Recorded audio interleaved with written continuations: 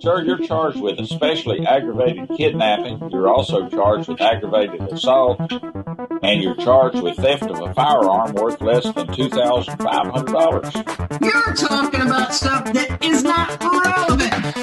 Hello and welcome to the Court of Public Opinion. I am the Recovery Addict, and boy do I have a case for you today. Why is the dog chewing on this guy? I think they have got the wrong guy there. Got the wrong guy, and the dog was biting him. He roughened him up quite a bit. There's a lawsuit. 9 out of 10 judges prefer watching the Recovery Addict live stream in their courtroom. The fireworks are not done. Nowadays commentary on the case. Not him, he Anglican, please. Very much. I didn't ask you to interrupt. Is that correct? Oh, front, safe. Safe.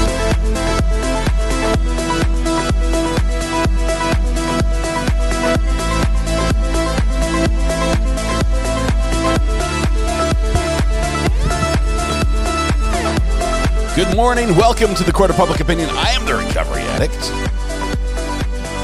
Good morning. Couple minutes late, but what's a few minutes between friends, really? My camera's crooked. I just noticed this.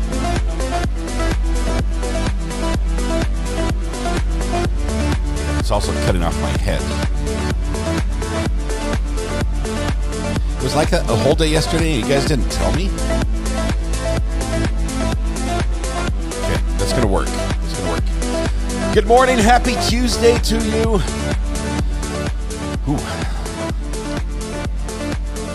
Hope you all slept well. I was sleeping really well until it was time to go live. Very well rested this morning. Just still waking up. That's the only difference. I have to give a huge shout out first and foremost to Golden Girl, who, oh, there you go, Golden Girl. First in chat this morning. It's been a bit, but you're back. You've won before. I checked your record, so this is not a first offense for you. Being first in chat comes with its punishment and its privileges. You get the privileges to get recognized. The punishment is we recognize you by punishing you with internet ownership. That's it. We send it to you to be the owner of the internet for the rest of the day. Everything IP-related worldwide, or more accurately said, every problem IP-related worldwide is now yours. And if you could just hurry and take care of all those, that would be great. Thank you, Golden Girl. You're going to do great today. I'll just make sure we push the button to forward all those calls to you now. All right. Where can I complain about the weather, please? It's giving snow grains in Berlin. I did not order that, says Ivy Berlin. You can complain about the weather here. I can tell you it does no good. I've tried that. It doesn't actually change anything. Yeah, it's gonna be a great day. Absolutely wonderful day is what I'm looking forward to. The state is going to rest today in the Jose Ibarra trial. It's going to rest.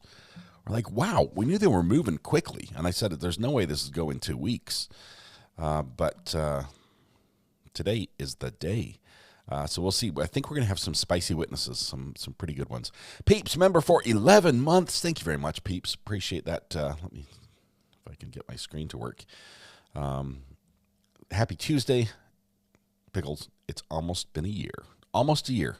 Very, very soon you're going to be able to say it's been a year. And my, what a year it has been. Peeps, it's wonderful. It's wonderful. And it wouldn't be the same without you here. Thank you. Thank you very much. Okay, I'll sit on the floor, says Nicola. Apparently the gifted membership is not coming, Nicola. You're going to have to sit on the floor again today. It's okay. You brought a pillow, I see. You're going to be great. I fixed everything overnight. Look, I've got my computer back here. It's working. So I can like click on it and well, I have to click workspace and then, oh man, video clean feed. Well, it was working up until like a minute ago. Maybe if I shut down my video, which I don't need anymore. My intro video, I'll just shrink that down. And then I click on this. Now it works. It's beautiful. Holy cow. Casey TC77 just gifted 20 memberships. Apparently, he personally objects to Nicole sitting on the floor. Casey, congratulations. Amazing gift first thing this morning. What just happened? OG Sean White, welcome to the gallery. First of all, I'm just scrolling back there. Casey gifted a membership, 20 of them. Kieran Baines, welcome to the gallery. Congratulations. Peeps gifted a membership as well. I can't even see if Casey or if Nicole got one of Casey's gifted. Trying to see. There's so many names all of a sudden. Wow. We haven't even sang the happy birthday song yet, and the gifts are flying. Wow. That is amazing. I think it. Well, if we're giving gifts, we might as well sing happy birthday. Let's see if we have any birthdays to celebrate today, because we need to get to court here in just a moment. Congrats to all the recipients. Nicole says, thank you for the membership. Nicole, is this the same Nicole that was going to sit on the floor? OG Sean White, 2 more days until Scott sings me happy birthday. OG, I'm Sean, I'm super excited about that. Did I do like a special version just for you? I don't know what that would look like. Michelle, Mixed Media Man, says, it's your birthday. Okay, we'll make sure. There it is. We've got you on the list first. Michelle's Mixed Media Madness, which I think MMM would work great. Sharon, thank you for shortening that for me so it'll fit in the song. Michelle's MMM, Alice, and Beth all celebrating today. And is Tamara on there? Did we get a Tamara? Yeah, we've got to sing. We've got to sing right now. It's Tamara Henry as well. I'm going to add Tamara to the list. Here we go. This is how it works. I'm not just singing a solo for y'all. I mean, I would, but I'm not. This is everybody participates worldwide, wherever you are, as long as it's legal and or safe to do so. Please stand up with me, take a deep breath, shoulders back, project your voice to the back of the room, blend your voice with the neighbors, warm up with me if you will. La la la la la la la. There we go. We're going to sing happy birthday to Michelle's Media Madness, Alice, Beth, and Tamara. Tamara Henry, congratulations. Barely made it under the cutoff. Happy birthday to you. Happy birthday to you. Happy birthday, Michelle's Media Madness, Alice, Beth, and Tamara Henry. Happy birthday to you. Oh, we need to add one more verse from Malachi and Kieran. Okay. Next verse.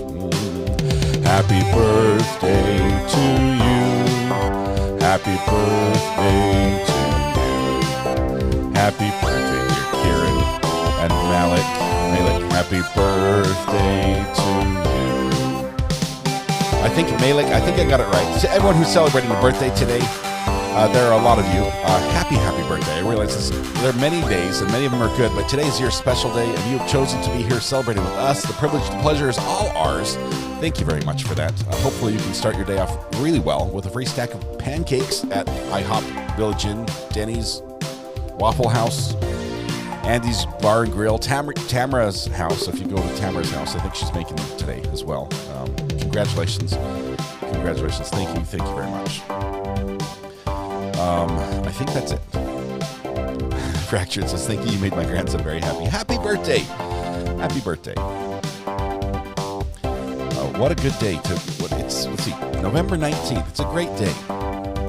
The best thing about this birthday is you have this birthday, and then like next, a week or so, a week and a half away, you get a huge dinner if you're in the U.S. because it's Thanksgiving. And then you wait like another month and you get like another birthday again because it's Christmas. It's like a whole great season for you. Denny's stock now down 40% since January 1st. The screeners, all the free pancakes. Oh, the drum solo is coming up. Everyone grab your air drumsticks. I need an emoji for that. Okay, here we go.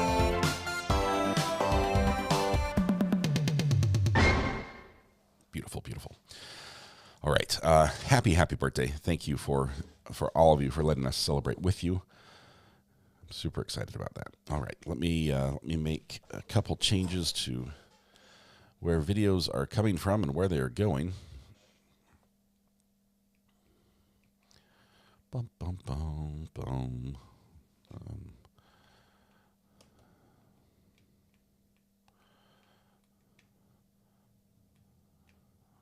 go. Okay, do we have audio? I think we have audio. Do we have the judge? We have the judge. I think we're ready. We are ready for the day to start. I just need to make some room on my hard drive. Do we need anything from yesterday's video? Don't think so. I'm just going to wipe it all.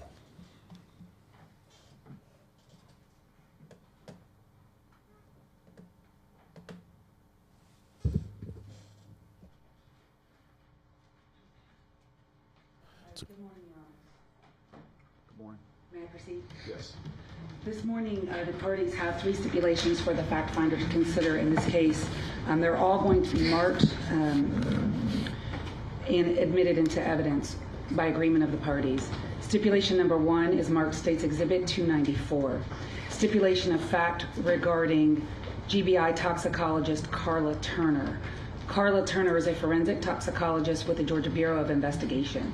She tested the liquid from the white styrofoam cup recovered from the retention pond area by Sergeant Saunders on February 22, 2024. Her results were reported as follows. Ethyl alcohol result by gas chromatography, 65 proof. And there's a error rate in there of plus or minus 3. 65 proof in his mug, as in his State cup. 294. It is signed by the state and counsel for the defendant. It will be admitted. State's Exhibit 296 is a stipulation of fact signed by all parties, stipulating to latent print examiner Ashley Haas, H-A-A-S, from the Georgia Bureau of Investigation. Ashley Haas is a forensic latent print examiner with the GBI. She tested the following items in this case. 3 black gloves recovered from the bushes at the apartments at 285 Millage Avenue. GBI item numbers 2A, 2B, and 2C were physically and chemically processed for latent prints with negative results. She cut the gloves for this examination, but only after they were processed and photographed by the serology section. 2, Ms. Haas removed the barcode sticker from the Adidas black hat, GBI item number 39, and those items were visually, physically, and chemically processed for latent prints with negative results. The Adidas stickers themselves from the hat have been marked and will now be entered as State's Exhibit 150. I'd love if they took the stickers off his hat, which is something everyone should do when they buy it. 2 I'm rocks not a big from fan the of wearing crime the scene. stickers. Evidence markers 2 and 3 from the crime scene, but GBI item numbers 22 and 23 were physically and chemically processed for latent prints with negative results. 4, the styrofoam cup and straw from the retention pond at the crime scene, GBI item number 64A and 64B, were physically and chemically processed for latent prints with negative results. And that completes the stipulation at 296. Will be moved to admitting at this time. Defense want to be heard. No, Your Honor. And then finally this morning, State's Exhibit 295 is a stipulation signed by the state and counsel for the defendant, and is a stipulation of fact regarding ACC PD Sergeant Timothy Stewart and Amanda Blair. Sergeant Tim Stewart and Amanda Blair testified before this court on October 11th, 2024, at a Daubert motion in the above referenced case. All parties hereby agree to admit the testimony of these 2 witnesses from that hearing and the exhibits that were introduced during their testimony at that hearing into evidence at this trial for the fact finder to consider. The transcript at the Daubert motion of these 2 witnesses will be made part of this trial record. Sergeant Tim Stewart's testimony will be admitted at trial as State's Exhibit 290. And I have State's 290 here, which is the transcript of Tim Stewart's testimony from the Daubert hearing on October 11th, 2024, along with his exhibits. And I'll move to admit State's 290. And for the court's recollection, Tim Stewart is the expert that matched the defendant's fingerprint to the phone of Laken Riley's. Man with the gun just delivered coffee. Phone. Stipulation of fact regarding Amanda Blair, her testimony, she was the peer reviewer of Timothy Stewart and agreed with his conclusion. Her transcript has been marked and will now be admitted as State's Exhibit 289. And that completes the stipulations for this morning. Anything from the defense on those issues? Any objection to those stipulations? No, okay. No, they were stipulated too. Let me make two announcements. Judge has announcements. Regarding yesterday's testimony and evidence. After hearing the music video translations, I do find that the evidence is not relevant and will not be considered. Those are the music videos. I think there were 3. TikTok. Also, as to the translated phone calls between the defendant and Layling Franco, those translations will not be admitted as evidence and will not be considered. After hearing the translations, I do find that it was more than contextual and therefore violates the Confrontation Clause of the Sixth Amendment. So I won't consider them. He can unring that bell. All right. He's putting the poop Anything back else in the horse before we and start saying, I didn't hear the that. evidence? Okay, you may call your next witness. State calls Sergeant Sophie Raboud.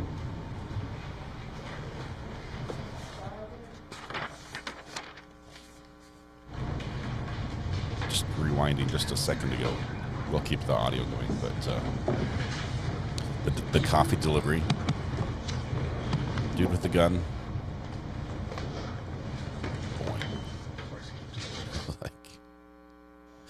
Anyway, here she comes. Coffee delivered by armed guard. I guess it's valuable, especially first thing in the morning. Bench trial is a strange animal. It's fun to see it. It's fun to see this. Would you raise your right hand, please, ma'am? That was the most important part to those Please swear or affirm videos. the testimony you will give today in the matter of the state of Georgia versus Jose Ibarra will be the truth, the whole truth, and nothing but the truth, so help you God. I do. Please take a seat. If you could please spell your first and last name. Sophie, and last name is Raboud. Where do you work? I work at the University of Georgia Police Department. How long have you worked there? I have been there for 14 and a half years. Could you tell the court what is your rank, what are your duties and responsibilities, and where are you assigned? I am currently a sergeant assigned to our criminal investigations unit, also known as CID. I'm a supervisor, and I also investigate crimes that come into the department. Tell us a little bit about your training and education. I have over 1,700 hours of training in law enforcement classes. I have a bachelor's degree in criminal justice and a master's degree in criminal justice. Did you assist other people in your agency into the investigation into the murder of Laken Riley? I did.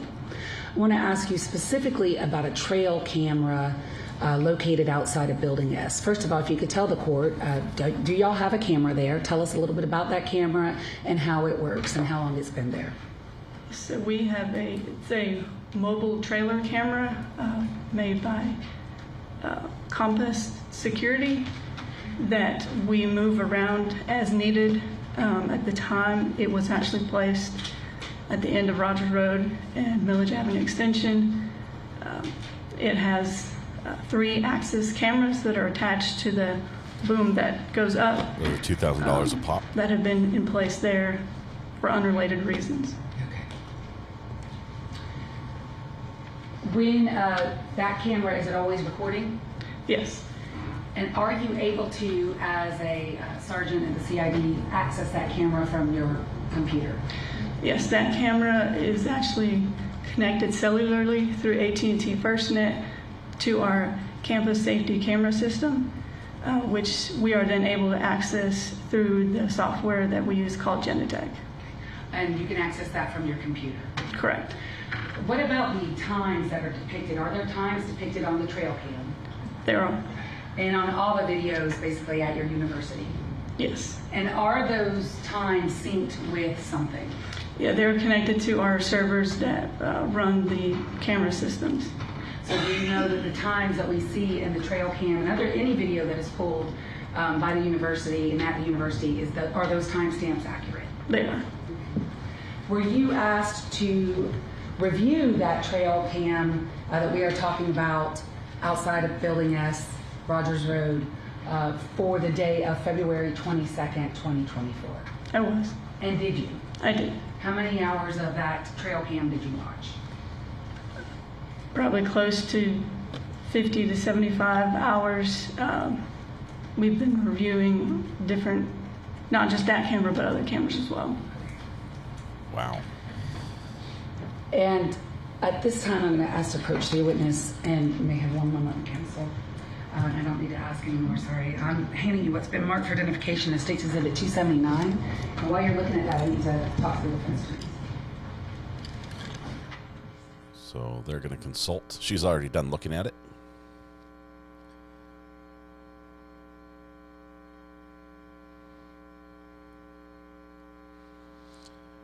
Do you recognize State's 279? I do. What is it? It's a thumb drive that contains video from the trailer camera. And do you see your initials on that? I do.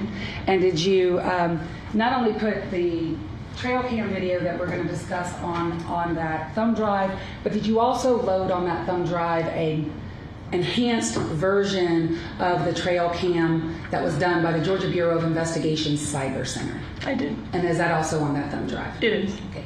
Of the videos that are on that thumb drive, have you watched them all? I have.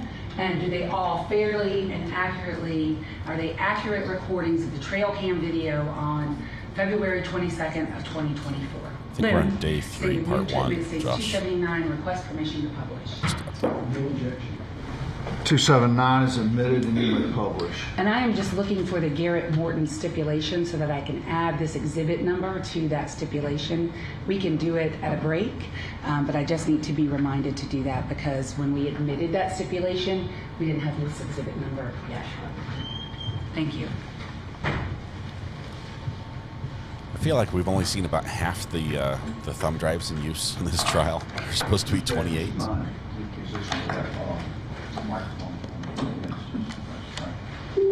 Blissful Squirrel, welcome to the gallery. Thank you for your continued support. Your profile picture of the squirrel looks particularly blissful.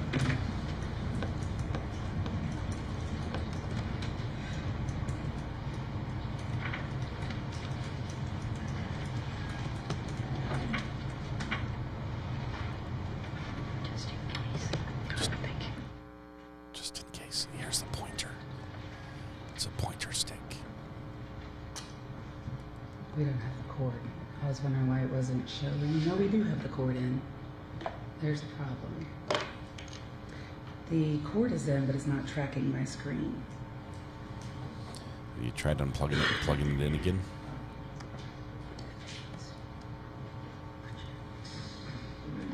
Let me just get off of it and back on and let's see if that helps. Oh, well, that's better. Okay. Jade, welcome back. Congratulations on 6 months. You see if Doesn't I matter if you take a project break. YouTube remembers you were here, and we do as well. Welcome back. it and do the old, let me unplug it and plug it back in. I just said that.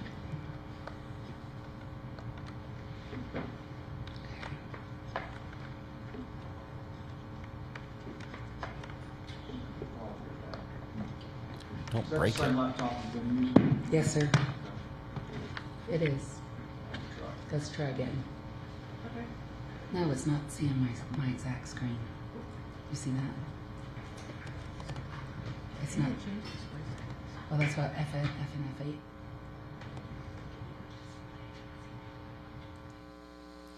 The state needs a tech support specialist. The first day he's wearing a solid color shirt. He's always worn patterns up to this point. If you are in Florida and a cold front is coming, watch out. Iguanas will be falling from the trees. In general terms, we're gonna publish for the record the video that is labeled GBI cyber video. But before we publish it, tell us a little bit about the video itself. Meaning, what time frame? Let's start with what time frame does it cover? The GBI cyber version, and did you individually go in and pull clips from a certain time period? Yes. Let me back it up a little bit. Did you look at the trail cam video? Yes, I did. And did you see a person of interest on the trail cam video wearing a dark hoodie and a hat and some gloves, carrying a cup? I did. When did you first see that individual in the trail cam video? At 06:52 hours. Okay. And if you got to translate that for us, is that 6:52 in the morning? It is. On the 22nd day of February 2024? It is. And how long do you see that individual on this trail cam video that day? He disappears at 07:56 hours Okay, so 07:56. in the morning. And so that's about a little over an hour then. You see that individual. Correct. In and out of camera view. And the clips that we have on State's Exhibit 279 where it says Jose Ibarra, are those the clips, part of the clips that you captured during that time period? Yes. And then the folder that's labeled GBI Cyber, did they merge all those together for you? They did, because Okay, so there's 2 camera views. Okay, so we don't have to keep opening and closing the clips. Correct. The GBI Cyber video, did they miss one particular clip? They did. And what clip was that? That was a clip at 9:42 a.m. of a blurb that we see in the woods going back towards the Cielo at Azulik Apartments. You're going to have to move into the microphone. The blurb that you see going into the what apartments? Cielo at Azulik. And is that a separate clip in States 279 that you've labeled Ibarra return? Yes, Did the trail cam also capture Laken Riley? it did. And did the trail cam also capture her roommates who went out to look for her? It did. So now that we've laid all that, we're going to start publishing the part that says GBI cyber video, okay? James, can I clarify one thing about the stipulation that we've stipulated to the foundation and the admissibility, but we're certainly not conceding that the labels that have been applied to the files are necessarily accurate. Thank you. Very well. Ibarra returns. Before I publish, we've got open the GBI cyber folder. What is the date and time that we're looking at on the video? Can you show us? It's February 22nd, 2024. And before we talk about what we're about to see, let's get a little context. Is there a bus stop here? There is. Can you point to it with a pointer? There's a pointer right in front of you.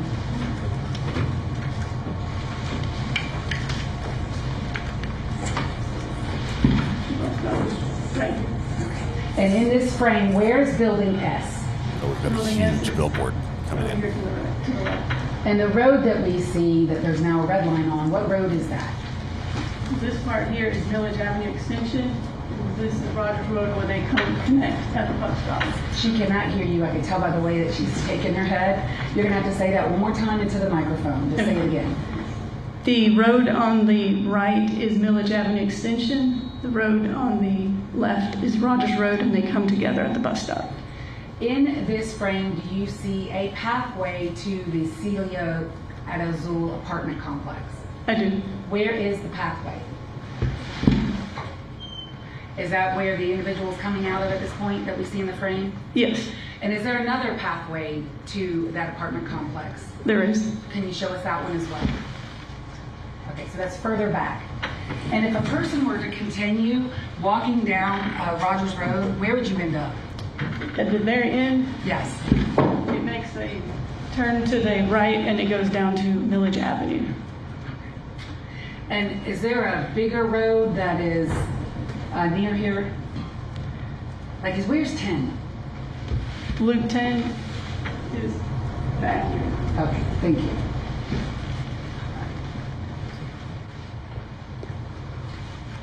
This bus stop, is that a University of Georgia bus stop? It is.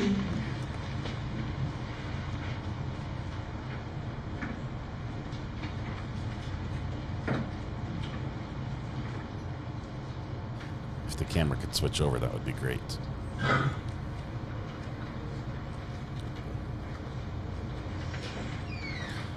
Look how they've enhanced this. This is next level. Straight out of pre-crime.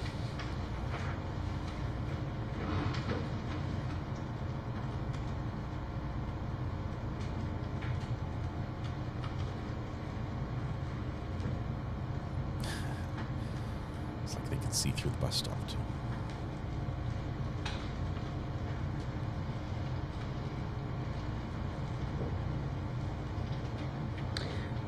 I am going to pause at 6:53. In this frame at 6:53, do you see apartment 114 in Building S? I do. Can you please point it out to the court? So it's the lit up door at the bottom floor of Building S. It's the southernmost tip of the building.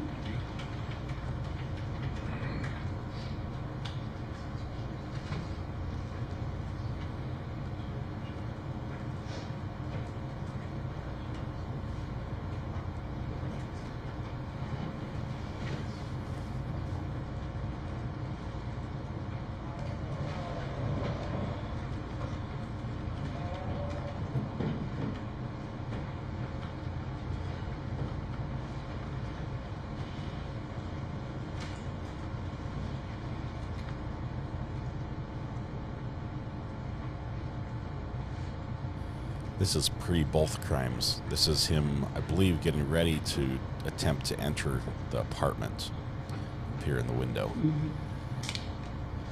which happened before he attacked Laken.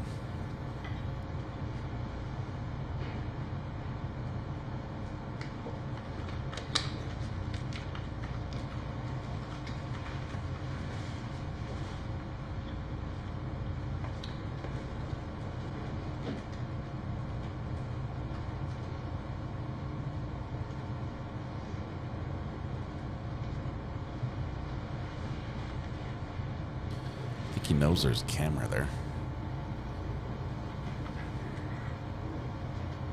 Don't think he knows it can see as well as it does.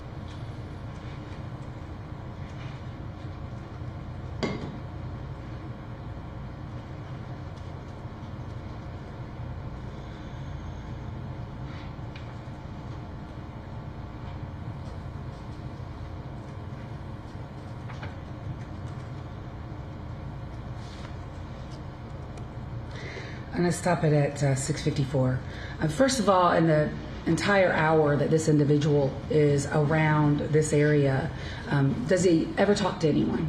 No. Ever engage with any person? No. Do you see from 6:52 to 7:54 this individual go to the Building S door? Yes. In that time frame, how many times does that person go to the door? And we're going to see them each time. 6 times. And can you see on your video of those 6 times how many times that person actually opens the screen door? Twice. And the nature of this footage, how would you describe this footage? Is it great, grainy? I mean, how would you describe this? At times it is good quality, at other times it is a little grainy. Why is that? Is that just the function of the camera? Yeah, it's connected cellularly, so sometimes when there's motion, it the quality gets better, but then when there's no motion, the quality disappears a little bit. And did you make screenshots of this still video at some point in your investigation? Yes. I'm going to hand you what's been marked for identification purposes. State's Exhibit 85, State's Exhibit 84. Do you recognize those items? I do. What are they? They're pictures of the individual that was seen walking around the building. And are those some of the screenshots that you made? Yes. The state would move to admit States 285 and 284. Any objection? No, sir. They're admitted. And were you all, or were you, in your investigation, attempting to identify the clothing and items that this person was wearing? Yes. And in your review of this video, were you able to see, first of all, gloves? Yes. Can you point to those? What color are they? Black. Were you able to see a cup? Yes. Can you point to that? And then were you able to see a bag? And it may not be best in this video at this point, but in one of your still shots, can you see a bag? Yes, I can. Can you please, I'm going to just show it to the court. Is it where my finger is? Yes. Okay, that just is the way to do it.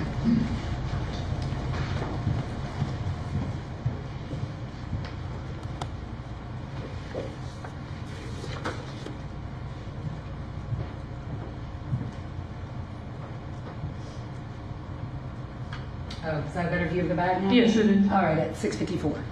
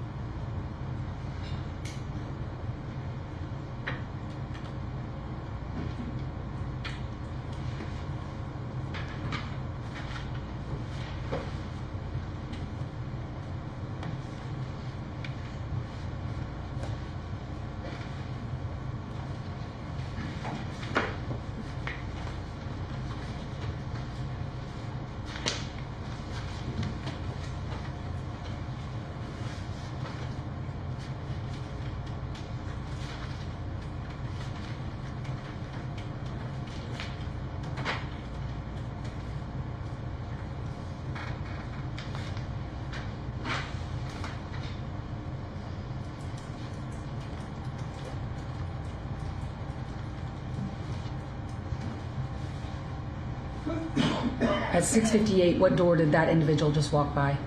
114.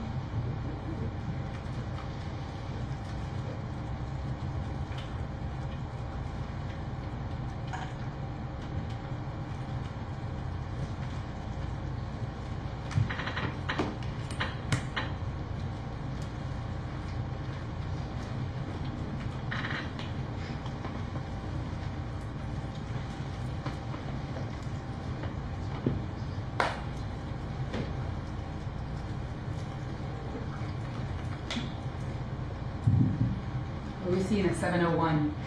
We see him walking up to 114, and he's standing in front of the door. Now he's opening this outer screen door of the apartment. With somebody standing there at the bus stop, too. He's what, 75 feet?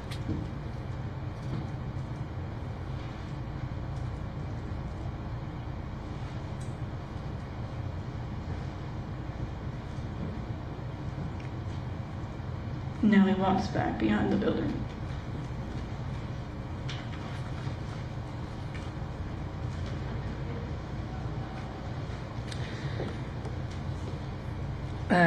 And now our next clip is at 7:06, so that's how Cyber just put it together. So we're Correct. not watching 5 minutes of dead video. Correct. But when you see him go to the back of the building, in the back of the building, are there windows in the back of the building? There are. And are there windows to 114 in the back of the building?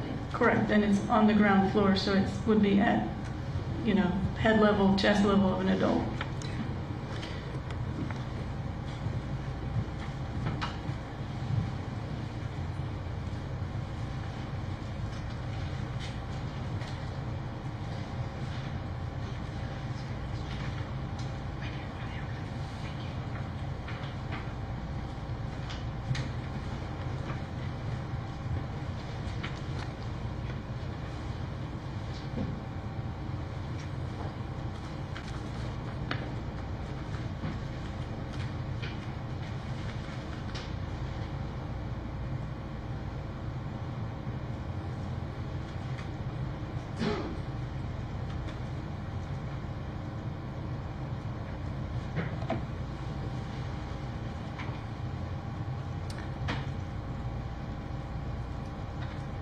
This 7:09 clip where I'm pausing, Where, in what direction is now this individual going?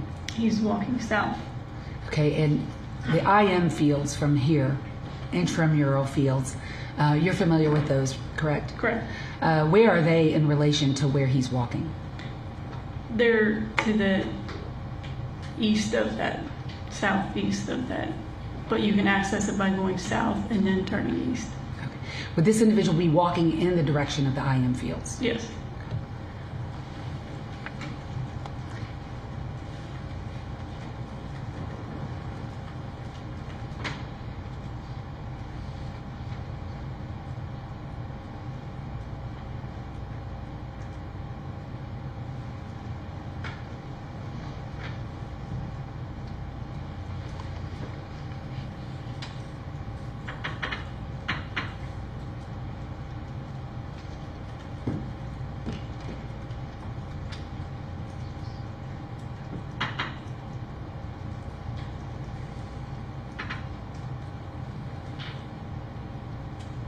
So now we're at 7:33. So between 7:09 and 7:33, do you see this individual on this trail cam? No, I do not. Okay.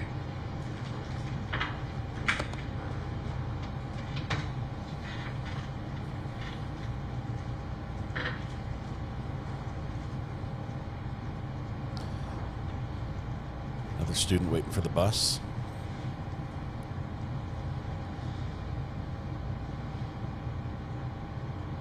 Not sure if it has a bus schedule, if it's just every so many minutes the bus comes usually.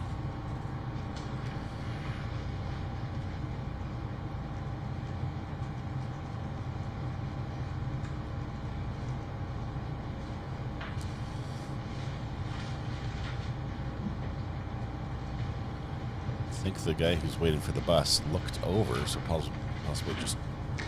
In what direction now at 7:34 is that individual walking? He's walking north back towards Building S.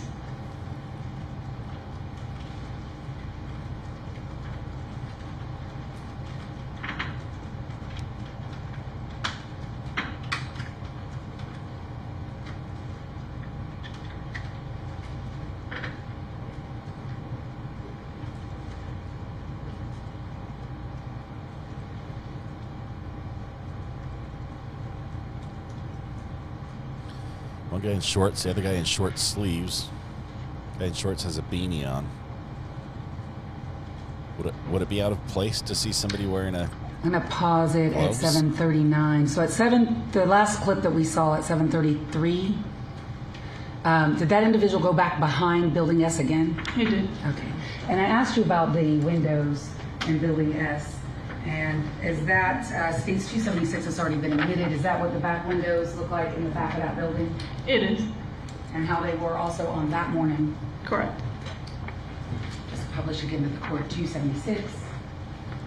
So he leaves in that direction at 7:33 towards these back windows. Correct.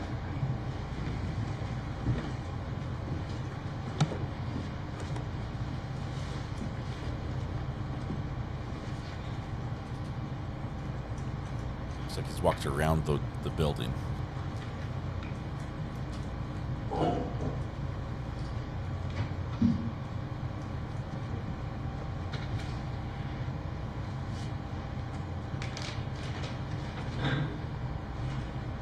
I think we backed up a little bit because that guy with shorts already walked up, didn't he? Or is he pacing in the parking lot? Yep. He's doing laps. It might be cold. Trying to stay warm.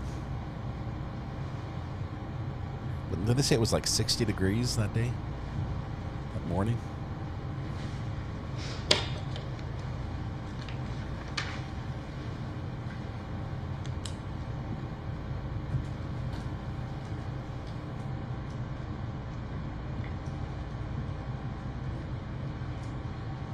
He's now standing in the cutout window in the stairwell. What is that cutout window? There's a stairwell inside there, and there's just a cutout that they have in there. And that's at 7:40? Yes.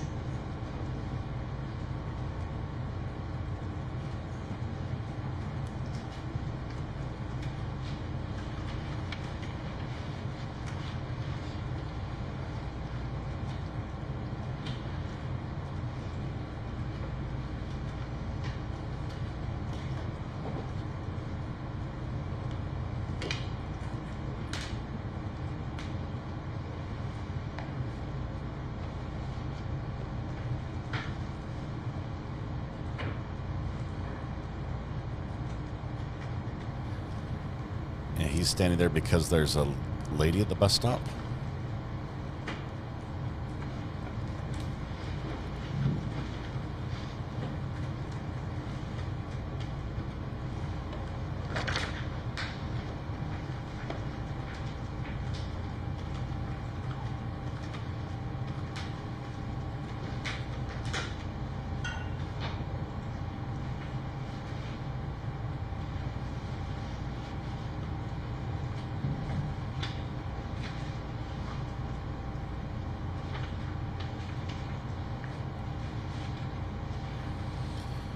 I think everyone is expecting the bus momentarily, so they're congregating now at the bus stop. Don't know each other, so they stand several feet apart.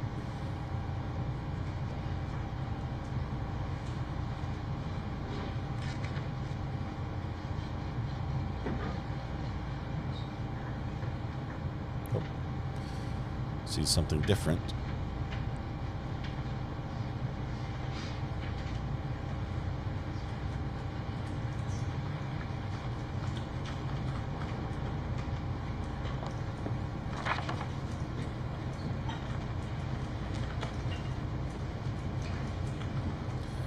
Out on the second floor.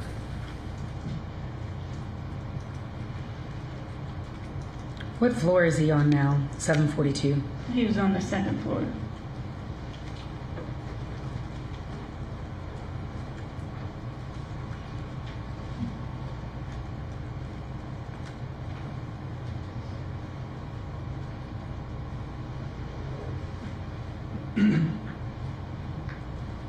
There's the bus.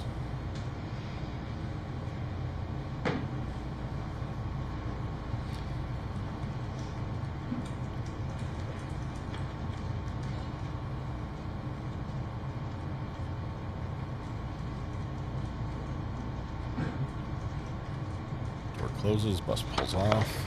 At 743, is that a UGA bus? It is. Does it pick up presumably students or the people that were waiting at the bus stop? Correct.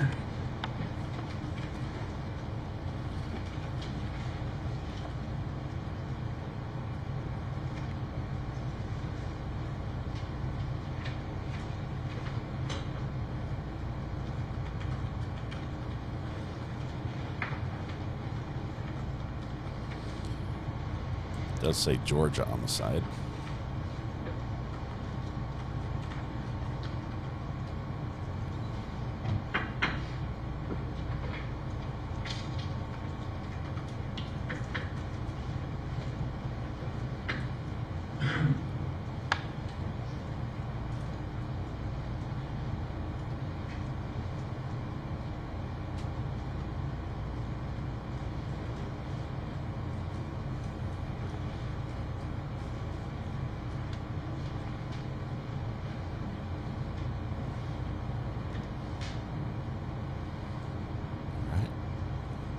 Back on the ground 744, floor. what door did he just walk by? 114. In the direction, and now we're at 746, so hold on. So it goes from 744 then to 746, so 2 minutes are missing because we clipped it together, correct? Yes, because But you watched all two minutes in between of 744 to 746. I did. All right. We see him disappear at 744. Does he go again around the back of Building S? Correct, he does. And how many minutes later does he come back again to the front? 2 minutes. And that's what we're about to see here at 746? Yes. Go straight back to the door.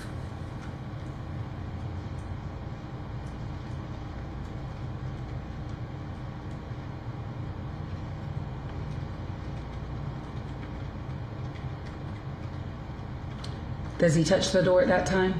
It appears he does. Right. Got a lens flare as the sun makes direct contact. And with again, the it's camera 7. lens. Now we're at 748. Again, we lost about 2 minutes. Yes. In between 746 and 748, where does he disappear to? In what direction? To the back of the building, and then comes back So again. 2 minutes later, he's back at the front door. Correct. And that's what we just saw. Yes.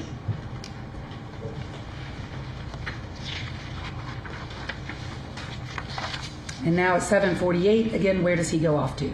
To the back of the building. Now we're at 749. He's back at the door at 114. Okay. Does he touch the door at that time? Yes. It appears, it's hard to tell because of the quality of the video, but he doesn't open the door. 7:51 now. He's just standing in the area. And when he left the frame at 7:49, which direction did he go? Back towards the back building. And then at 7:51, we now see him again in the screen? Correct.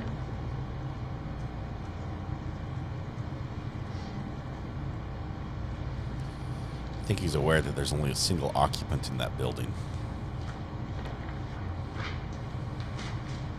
In that apartment.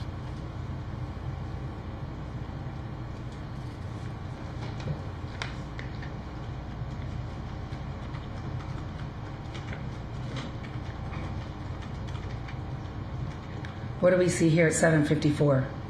7:54, he had, from that 51, he had gone back behind the building and come back to the front of the building, and he was standing at the door. And can you see him open the door here? Yes. At 7:54? Yes. And what does he do right there at 7:54? He is ducking down.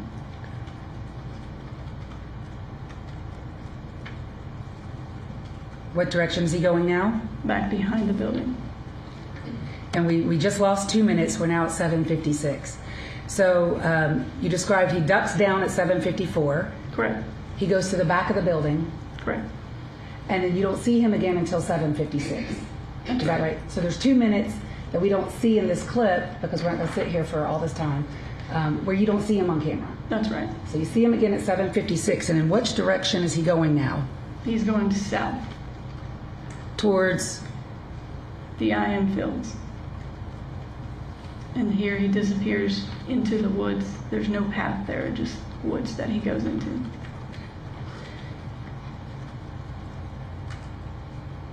Okay, and I'm going to stop it here. So in this time period from 6:52 to 7:54, we've just watched all of that. Do you see, first of all, is this person alone or with someone? Alone. And have you watched, in all of your hours of video review in this case, have you seen Diego Ibarra? No. Okay. In this time period? No. Okay. Have you seen him before? Yes. As a matter of fact, you swapped him, and we're going to talk about that, right? Correct. Do you know what Diego Ibarra looks like? I do. And have you looked for him in all of these videos that you have reviewed? Yes. And on the 22nd day of February 2024, you ever see Diego Ibarra on this trail cam? No. Now I want to move on to the other clips, and then we're going to go back to your last clip that you made, okay? So what time are we at now? 9:05 a.m.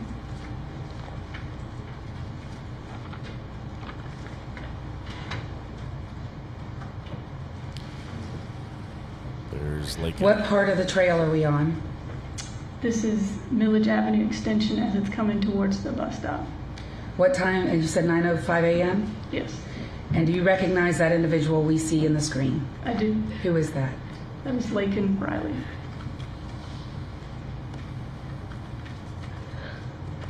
Do you see what, if anything, she has in her left hand? She is holding her phone in her left hand.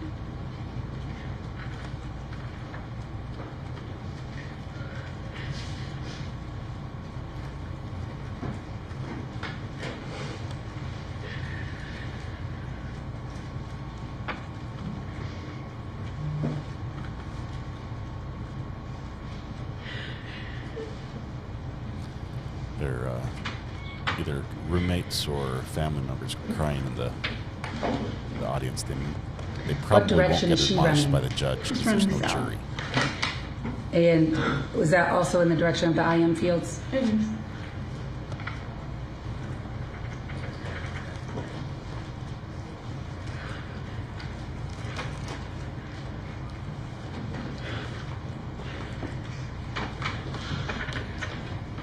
She now went east towards the IM fields and the railroad tracks. At 9:06 and 49 seconds? Yes. And now we are at a different time period. What time period are we at? 11:36 a.m. What part of the trail are we on? This is Millage Avenue Extension. And do you recognize those two individuals that we now see in the frame at 11:36 a.m.? I do. Have you met them before? I have. And what are their names? Sophia Magana and Lily Steiner. And the dog is? Champ. Okay. Is that Sophia's dog? It is. Which direction are they going? They're going south.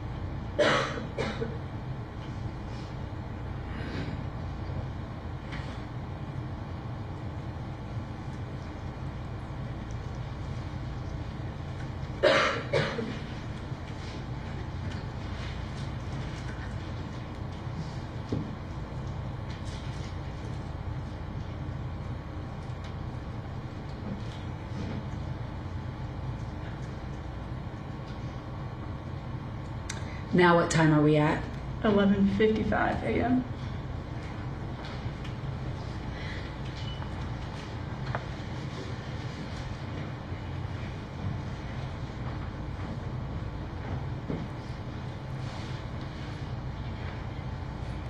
Because of the cell phone outage, they had to return back to Wi-Fi to be able to call 911. So they couldn't call 911 while they were in there, where they found her headphone, her earbud. And who do we see in the frame now at 11:56?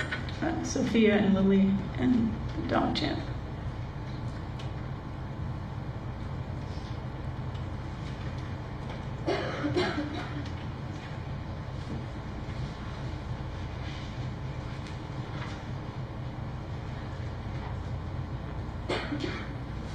Now that it's the sun has come up, how would you describe the lighting that day? It was, I think, partly sunny that day. It was a little bit windy. I have to load the Gen-Tech player for this. This may take one moment. This is why we decided not to play it this way. But now you're doing it that way?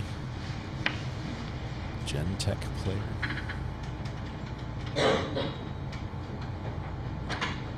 So you told us you watched while we're waiting for the Gen-Tech player to load. That this trail cam for the entire day. What were you looking for? Anybody that matched the description or anything that would have been suspicious activity. They use a special player for certain types of video formats. This might be C64 or G64, G64X type recordings, which is a little nerdy, but... What's up?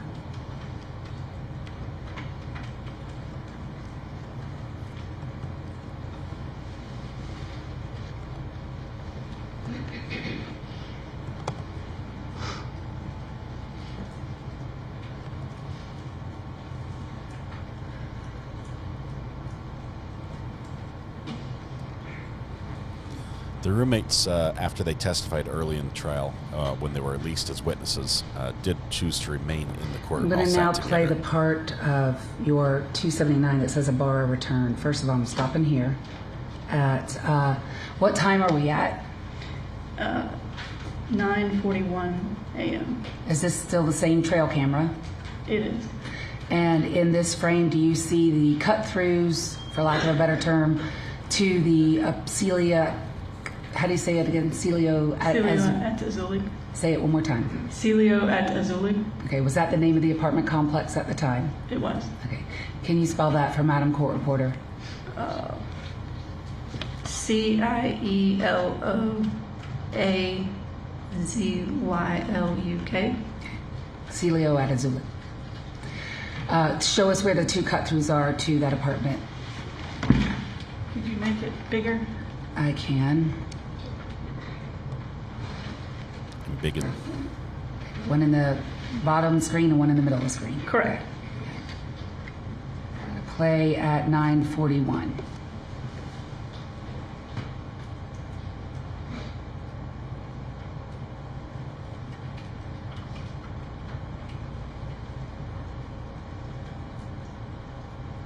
We see some red now coming through. Well, I just saw some red. Hold on, stop. I'll stop it. At 9:42 a.m., do you see the red? Yes. What's the red? It's detecting motion, the camera. And what, do you see an image? I see a blob, appears to be a black blob. And in what direction is that blob heading? He's going west towards the Celio at the Zulik apartments.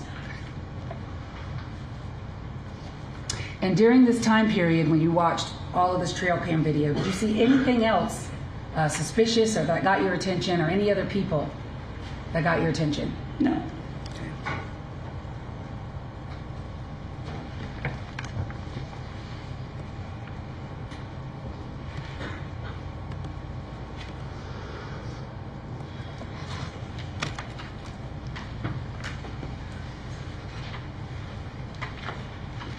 I want to ask you about a few other things that you did in this case, Detective. First of all, did you review the cell phone of Laken Riley? I did. And it was extracted by your department? It was. Could you toggle over, Your Honor?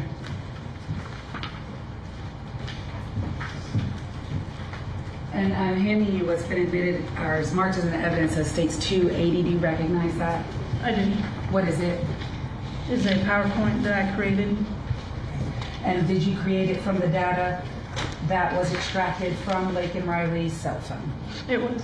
And state remission, it states 280 and request permission. Any objection?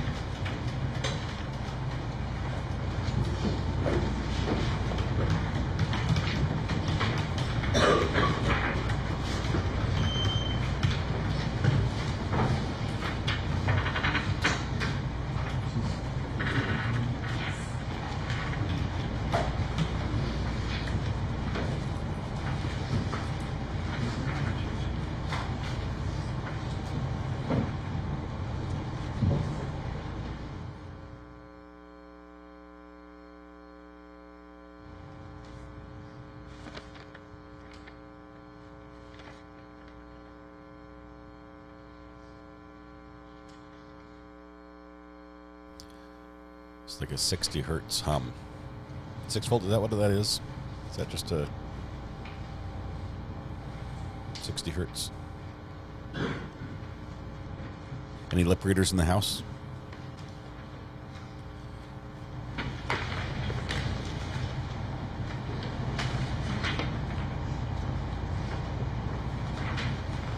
No objection.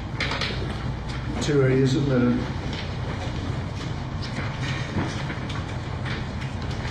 Now publish it this way because there's no animation in it. It'll just be easier. Okay. So states 280. What are we looking at on your first page? That's just the title page of the PowerPoint. Second page. If you could tell us line 1 where my finger is. Can you read it, or do I need to give you a copy of it up there? I can read it. You can read it. Great. If you could tell us, first of all, what was the time of Laken's last outgoing communication from her phone? It was the 911 call. Okay. Before the 911 call. It was a text message to her mother. Okay, you're going to have to speak into the microphone. It was a text message. Okay, well, a text message to who? To her mother. At what time?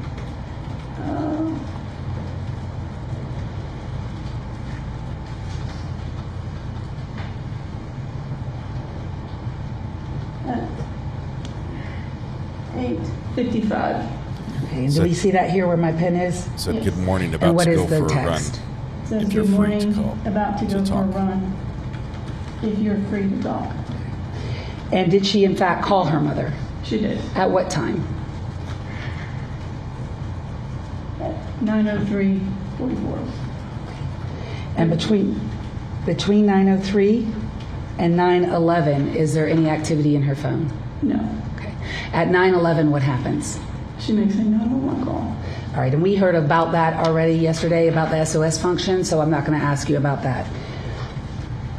So it looks like, though, your next page is about the 911 call, correct? Audio cut out here. It's just the feed. Let me see if we can get that back. Correct. All right. It was at 9:02 a.m. And her phone was locked. Tell us a little bit about that. What time was it locked? It was locked at 09:03:57, which was immediately after she made the phone call to her mother. All right. And after the 9:03 phone call to her mother, the next activity is a 911 call? Correct. That we've discussed? And then you have that the phone was not unlocked again until forensically analyzed. What do you mean by that?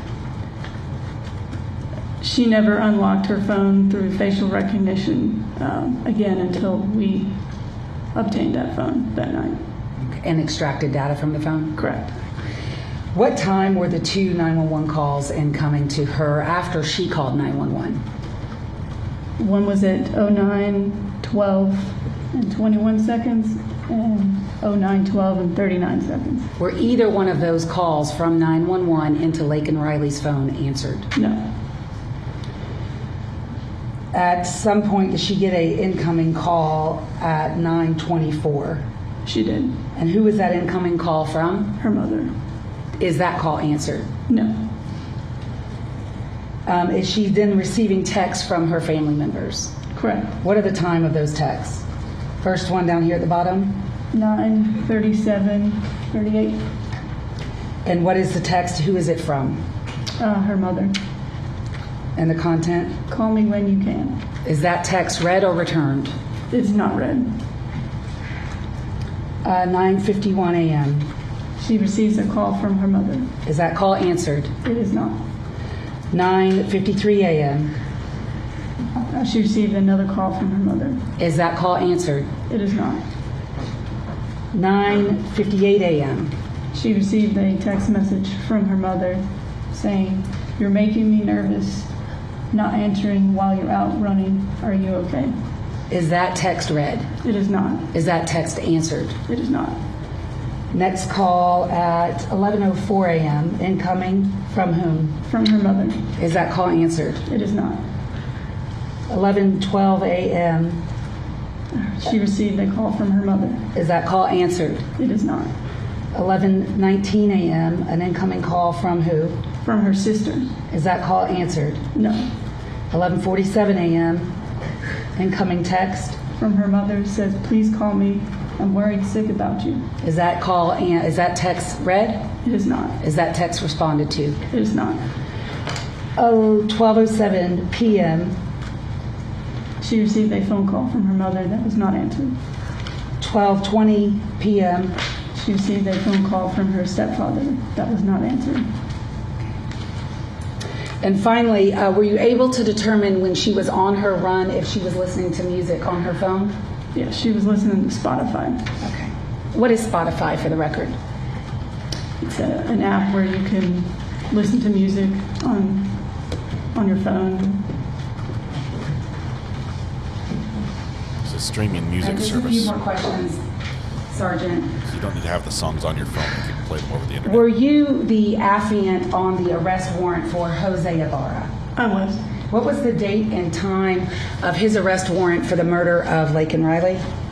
It was February 23rd at 19:58, which is 7:58 p.m. And that was signed by what judge? Superior Court Judge Norris. Norris? Norris. And in your affidavit for his arrest, did you note his height and his weight? I did. What is his height? It was listed as 5'7". And his weight? It's listed at 156.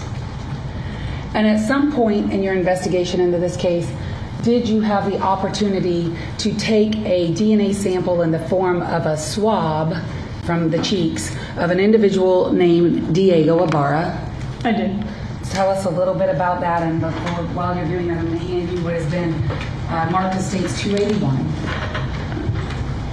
I made a search warrant, and it was signed by the judge on February 26th at 3:20 p.m. It was executed the following day around 10 o'clock. How did you execute it?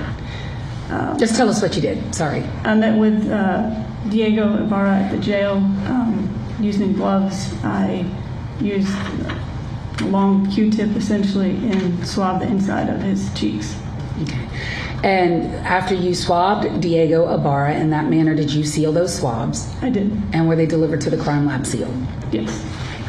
May I have one moment, Your Honor? Yes. And the state moves to admit States 281. Any objection to 281? No, sir. 281 is admitted.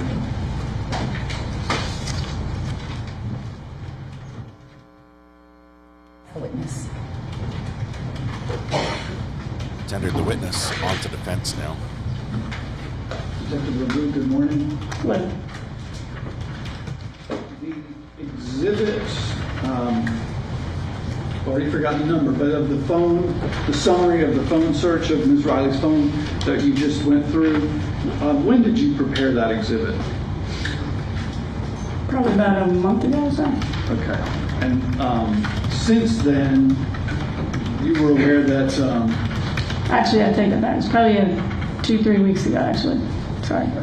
So then, I'm not sure about the answer to my question. Was that before or after, I can't think of it, I don't know if it's titled, Sergeant Officer Durkett had got some follow-up information about the phone? He did what? I'm sorry. Are you aware that Officer Durkett a couple weeks ago got some additional information regarding the details of Ms. Riley's phone? I'm not sure exactly what details you're asking about. I've been in contact with Officer Durkett regarding the phone, and we together looked at it and analyzed the information. Okay, but he testified yesterday about some follow-up analysis that he did very recently. Were you aware of that? Yes. Okay, and when was that done? I guess what I'm trying to get at is, was your exhibit prepared before that last follow-up analysis? It was during that, when I was making that PowerPoint, we were discussing the facts of the phone and looking at the phone.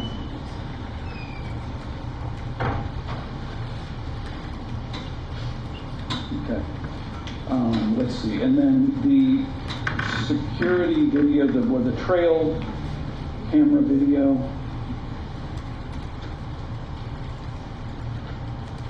You described some of the clothing that the person was wearing, but it also, would you agree that it appears that the person is wearing slides on their feet? Correct. And then there were, obviously, so you're one of the lead investigators in this case. Correct. And there are a number of agencies involved. Correct. So UGAPD, and then Athens, Clark County, GBI, FBI, Correct. State Patrol even, right? And you had to, I guess, keep track of a lot of what the other officers in those other agencies were doing, right? Correct.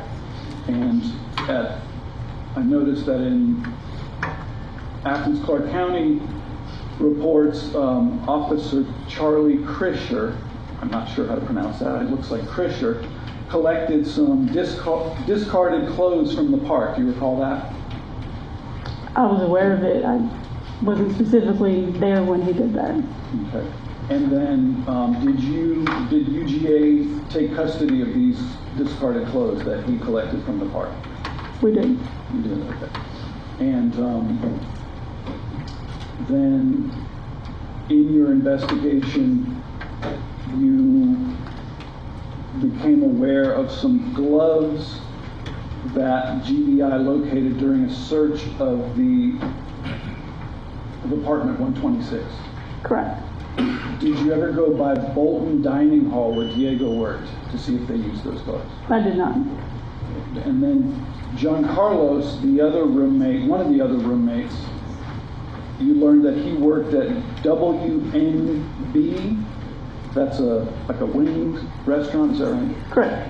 Did you ever go by there? I did not. And you obviously were aware that the first person actually from that apartment that with whom contact was made was Diego, right? Correct. And that was in the morning of the next day on February 23rd? Correct. And that officers noted that he had a swollen eye and a red mark on his face. Do you recall that? Objection to outside her knowledge. The officer who encountered Diego or who was there on the scene with Diego was here yesterday. That is a question for him. This calls for speculation. She was not there. I'll suspend the objection. Can I ask it this way? Did you note those details in your report? I did. And then you also told us, well, I think you told us, you got the search warrant for Diego's DNA, right? Correct. And also a search warrant for his phone, Diego's phone? Correct. And you were made aware. Objection here. It's buffering here. Give it a minute. Objection hearsay. Let's see. Okay. So you became aware. If you're going to ask the content of an search warrant affidavit, it's going to be hearsay. Well, let me. I'm not quite sure. Finish your question, and then I will hear the objection. Spicy. Let me see if I can fix this video. Were you made aware of a witness named Stephanie Slayton? Yes. And if the next question is, what did she say, it would be hearsay. Let's see what that is. You were aware that Stephanie Slayton gave an interview with the police?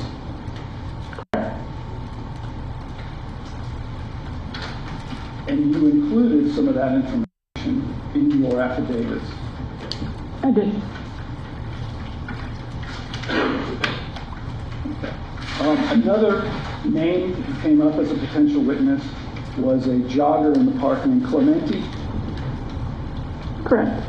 I'm blanking on his first name, but Clementi is the last name. Joseph. Joseph, thank you. And then also in your investigation, I believe you were involved in these interviews with names that came to your attention through some Grindr app contacts.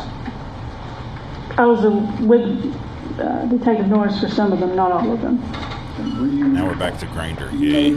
I believe you were involved in the interview with Robert Thornton. Correct. Okay. And then were you, not sure about this one, Maurice Jones, were you involved in that one? I was. Okay. And then Victor Chapana? Yes. Okay. Were any of those people shown lineups, photo lineups? Yes. Okay. Did those lineups include Jose Ibarra? Yes. And no one was able to identify? Objection, hearsay. I'll suspend that objection. Okay. And then you testified you took out the warrants February 23rd in that evening, correct? Talking about the arrest warrant? Yes. And then helped present the case to grand jury to get the indictment that we're here on today. That was sometime in May, I believe? Correct. Okay. But your work continued after that, and you kept abreast of any new information? Correct.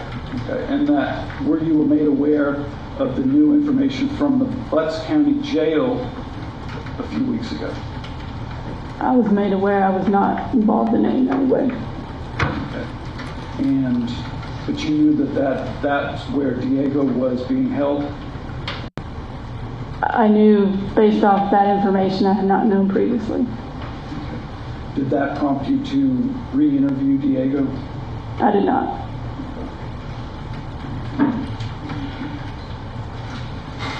Thank you. That's all. Redirect. One moment. No jurors in this trial. This is a bench trial, so the people in the jury box are actually reporters. Nothing, Your Honor. May this witness be excused? Any objection, Mr. Gavel?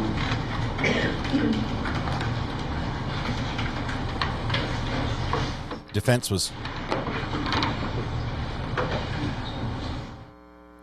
was trying to make a connection. Could we just ask that she be subject to recall, please? Okay. You can sit down if you're subject to recall. Okay, thank you. Thank you. You can call your next witness. State call Special Agent Lucas Beyer, and can you reapproach counsel? Whoa. The state just warned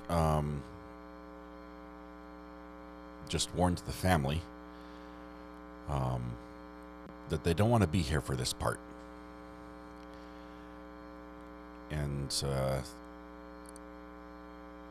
family and friends are getting up and walking out. They don't want to be here for this testimony, which means we might have, he says special agent, but it might be autopsy type photos. There's probably going to be an admonition to the camera to not show these pictures, which has been consistent with the judge's ruling throughout this trial. But family's been encouraged not to be here. This is not what you want to remember about Laken. Thinking it's the ME, but it said special agent. It must have been at the autopsy. Here's the media admonition from the judge here. Instructions to the media. There's about to be 5 body cam photos that I'm going to be reviewing that is not going to be published on the overhead. I'm instructing that there be no pictures or video taken of those documents if there might be a glimpse during the exchange. I'm told that after that happens, I'll tell you there may be something else, and I'll lift the restriction. Does that make sense? Good. All right. Thank you for your cooperation.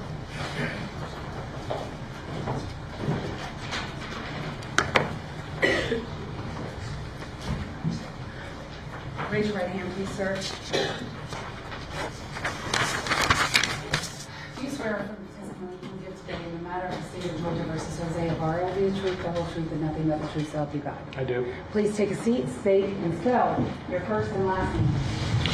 My name is Special Agent Lucas Beyer, Lucasbeyer. What do you do for a living? I'm employed by the Georgia Bureau of Investigation How long have you been employed by the GBI? since 2020. What are your duties and responsibilities?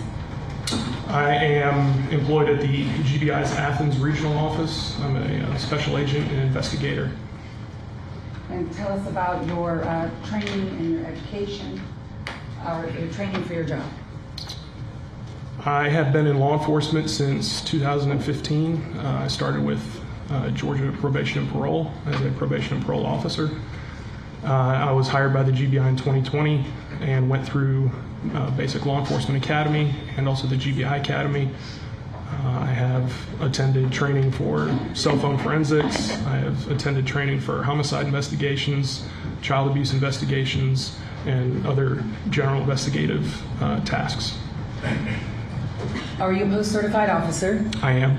And were you the lead GBI agent assigned to investigate the murder of Laken Riley? Yes. Will you tell the court when were you assigned to that and what did you do in that regard in the very beginning? I was assigned that role on Thursday, February 22nd, 2024. Shortly after 1 p.m., I was contacted by my immediate supervisor, Assistant Special Agent in Charge Heather Strickland.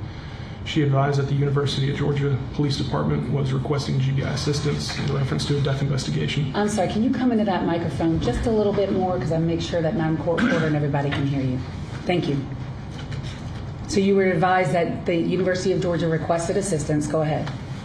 Yes, I was advised that the University of Georgia requested assistance in reference to a death investigation, and I was dispatched to an area on campus known as the intramural fields and the Lake Herrick area and the Oconee Forest Park specifically. I was told that there was a deceased female that had been located in that wooded area.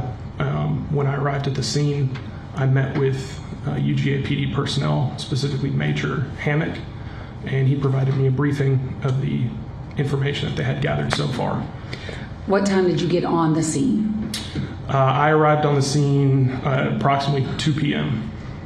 And when you arrived on the scene, was Laken Riley's body still on scene? Yes. And did you assist your Special Agent Daniela Stewart in processing the scene, and were you on the scene that day? I was on the scene that day. I did not assist in processing the crime scene. There were some things that I did assist with, such as gathering measurements. I also later helped look for a cell phone, but as far as the collection of physical evidence, I did not assist with that task. Okay. And who did that task? Special Agent Daniela Stewart, Detective Saunders from the University of Georgia Police Department were primarily assisting in that task. How long were you on scene that day? I remained on scene that day until 1 or 2 o'clock in the morning. In your, and so then how did this work? Is a GBI an assist agency? Tell us about that. You nodded your head, so you have to say yes or no for Madam Court Reporter. Is GBI an assist agency? Yes, the GBI is an assist agency. And so what does that mean? The GBI rarely opens or has original jurisdiction over their own investigations. We are we are requested by chiefs of police, local sheriffs, judges, district attorneys, fire chiefs. Elected officials can request the GBI to investigate a case also. We do not respond as a standard police department or a patrol officer would to a 911 call. We have to be specifically requested by another law enforcement agency to initiate an investigation. And after you were requested, your agency was requested in this case, and you were assigned lead, did you work this case with the University of Georgia Police Department? Yes, I did. And specifically with Detective Preston Norris, did you two work together? Yes, we did. And have y'all been working together on this case basically since it occurred? Yes, ma'am. Okay. May I approach the witness, Your Honor? Yes.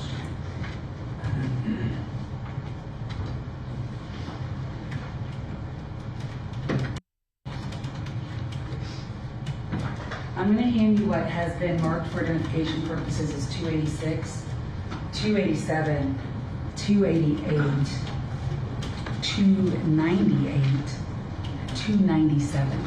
I'm going to ask that you keep these in the folder while you're looking at them, please, and keep them low.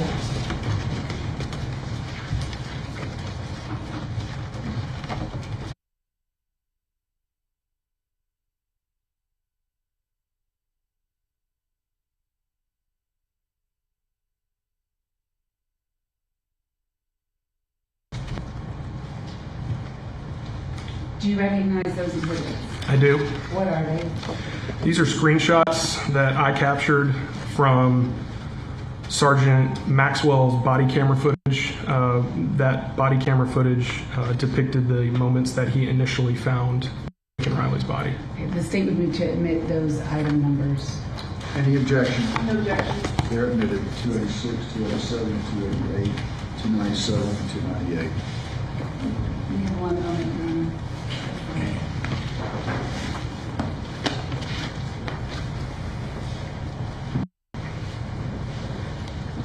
Folder.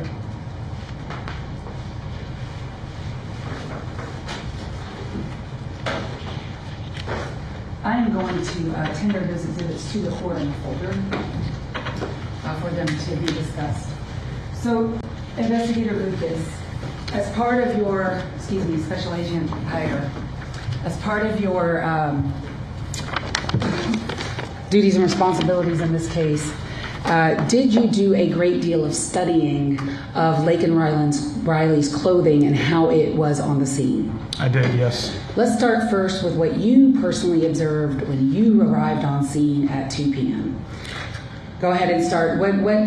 First of all, just tell us what you saw about her clothing in general, and then I may ask you some specific questions. At the time that I arrived on the scene, Laken Riley was still located on the scene, as I previously stated. The garments that were covering her torso, jacket, sports bra, they were completely removed from her body and they were lying on the ground next to her. She was still wearing shoes, socks, black pants, and we could also observe underwear that she was wearing. They were tan or pink in color, and they were poking out from the top of her, the waistband of her running pants. Her running pants, were they above or below her navel when you saw her body? They were below her navel. Okay. And did you see the back of her body? Yes, I did. Okay. So how would you describe the top of her pants versus in the front versus the back? Were they even or were they uneven? They were uneven. The back of her pants were significantly lower than the top of her pants. You could see her underwear protruding. What do you mean by that? I could see the underwear protruding from the top of her pants on the front of her body. The waistband of her pants had been moved, and the underwear was poking out from the top. As I just stated, the backside of her running pants were pulled down, exposing the top of her buttocks. Did you go back and review Sergeant Maxwell's body cam to see if what her clothing was like when she was originally found by the UGPD police officers? Yes, I did. And is that part of the photos that we've admitted for the court for his consideration? That's correct. Okay. How would you, first of all, describe her running tights and her underwear? Was it in the same manner in Sergeant Maxwell's body cam as it was when you saw it? Her pants and her underwear were in the same condition in the body camera as when I physically saw them on scene. Okay. So her underwear was protruding like you saw it on scene? Correct. What about the top layer of her clothing? Was it the same? No. Okay. So how would you describe the clothing that you've studied in Maxwell's body cam at the top of her body? The clothing on top of her body had initially in the body camera when Sergeant Maxwell found Laken Riley. Her jacket and shirt and sports bra that she had been wearing were heavily manipulated, and the clothing was pulled up extremely high above her breasts, which completely exposed her breasts. The jacket and shirt had been pulled up on her back, and all of her clothing items were bunched up around the back of her neck, and they were also pulled up off of her shoulders from the rear. Everything was pulled forward. Go ahead. I was going to ask you about the sports bra. Did you see her sports bra? Yes, I did see the sports bra. The sports bra had been manipulated so that it had become the outermost layer of her clothing. The sports bra, as I was able to see in the body camera, was wrapped around her upper arms. They were wrapped around her triceps, and I was able to identify that was the sports bra in the body camera footage, because the bottom of the sports bra, as it would have been worn, the bottom layer that would have been below her breast was a pretty distinctive ribbed material, and I was able to see that ribbed material in the body camera footage wrapped around her triceps and her upper arms. Were you also part of the investigative team in making decisions about what to test and what not to test in this case? Yes, ma'am. And are you aware that Laken Riley's part of her body was swabbed by the medical examiner? I'm aware of that, yes. Like her neck and her wrists and her ankles. And were those swabs tested by your laboratory, the GBI? No, they were not. And why not?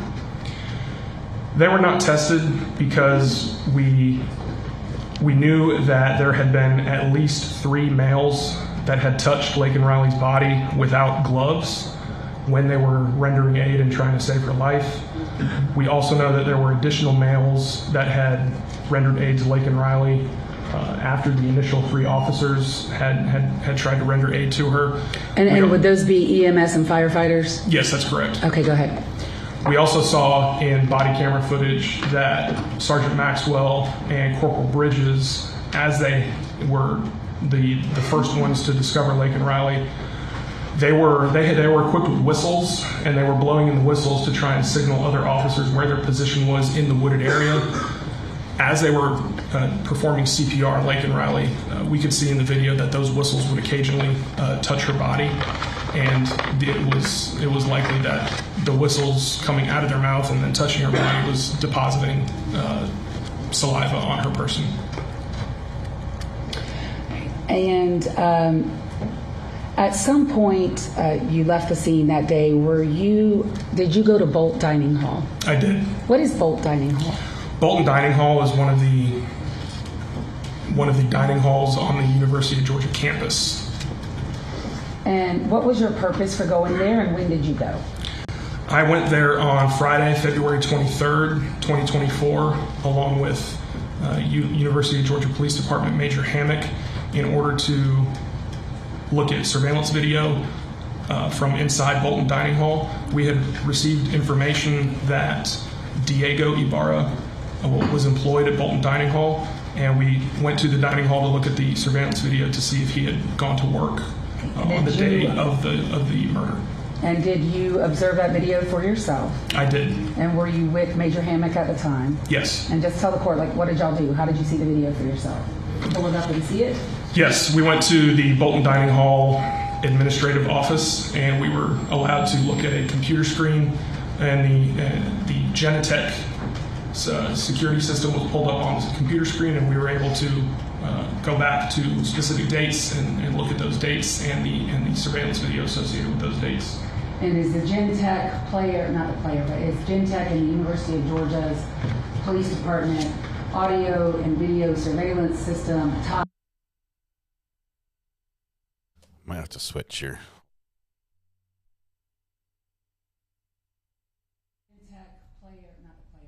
Genetech and the University of Georgia to their server? Yes, it is.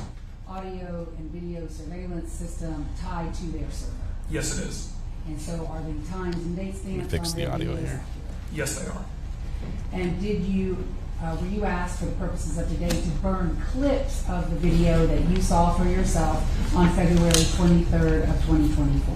I was. And did you do that, burn clips of what you saw? Yes. And then what's been marked State's Exhibit 282, do you recognize 282? I do. What This is a thumb drive that contains clips of Bolton Dining Hall surveillance video. And do those clips fairly and accurately, and are they an accurate recording of what you personally saw for yourself on the 23rd day of February 2020? The clips contained on this thumb drive are from the 20th, 21st, and 22nd. My question was the day that you saw it for yourself. Oh, yes, correct. Yes, these are accurate clips of the 24th that I observed on the 23rd. So you pulled several days of video. Yes. You did that on the 23rd is when you saw it. Correct. Okay. And so the video that's contained on 282 has other dates on it that precede the 23rd. That's correct. Is it an accurate copy of the videos that you saw? Yes. Statement moved to admit states 282. Any objections? No, Your Honor. 282 is admitted. And just like the previous video for the court and counsel, we attempted to narrow the clip so that we're not watching hours and hours of video. And so that's what we're going to do. They're still not as short as maybe they could be, but it's certainly better than multiple hours. So I am publishing, with the court's permission, 282.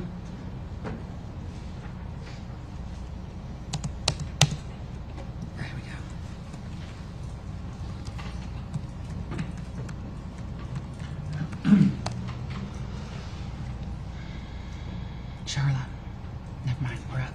It's not going to notify.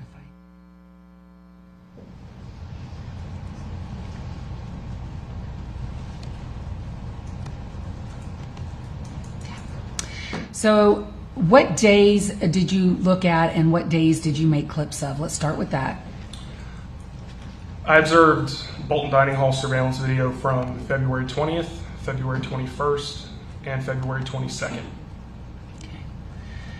So we're first publishing the first clip, which is the 20th. And tell us the time stamp on this video. The timestamp on the video currently is 3:06 p.m. on February 20th, 2024. And in your investigation, first of all, have you had the opportunity to actually see Diego Ibarra in person? Yes. And so do you know him when you see him? I do. And do you see him in this video? We will see him in this video. All right, we'll just let it play. We'll just let it play.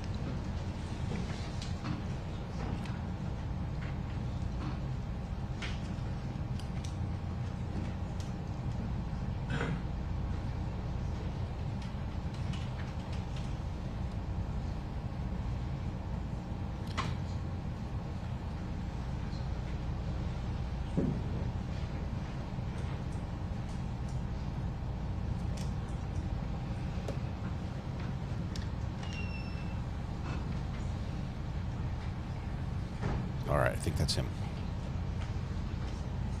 Diego Ibarra is currently on the screen. Okay, well, I'll wait till he gets a little closer to the screen. To the camera.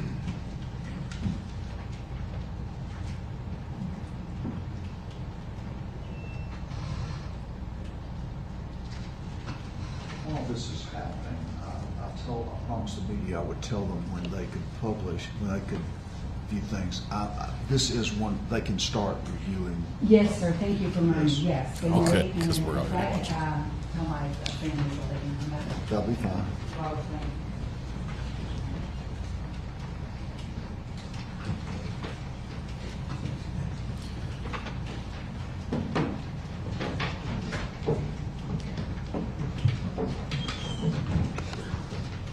It is paused.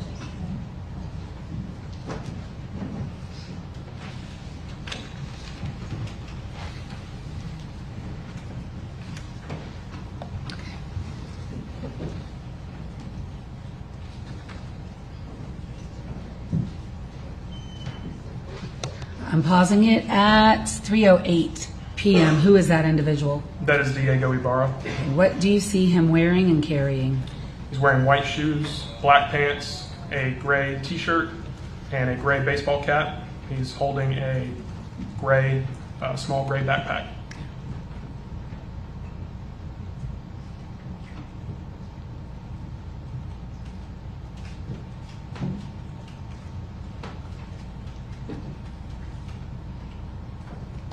Does he have tattoos on his neck? He does. Do you see those in this video? I do. Please point those out for the court. Use the pointer next to you. It's right next to you. Tattoos can be observed on the back of his neck here. Okay. There's also one behind his ear here. Thank you.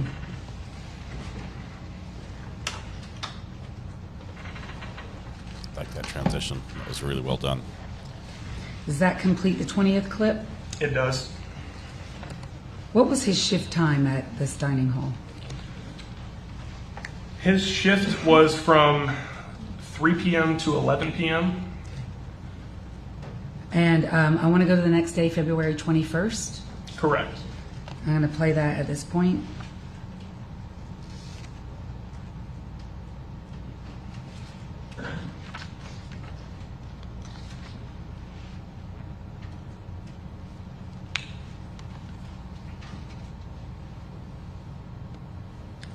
What are we looking at here at 4:22? There's also Diego Ibarra arriving to work at Bolton Dining Hall. What's he wearing? White shoes, black pants, a gray t-shirt, a red and white baseball cap, a small gray backpack, and a blue jacket. I want to ask you questions about that jacket when we see it in a little different position.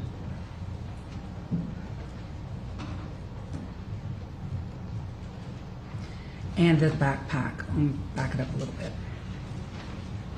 This at 4:42 p.m. is where I am in the video on the 21st. The backpack that you see in that video, is it same or different than one that Jose Ibarra was published on his social media? It's different. Okay, let me find that photo real quick so you can tell us how. It's too funny. It's too funny.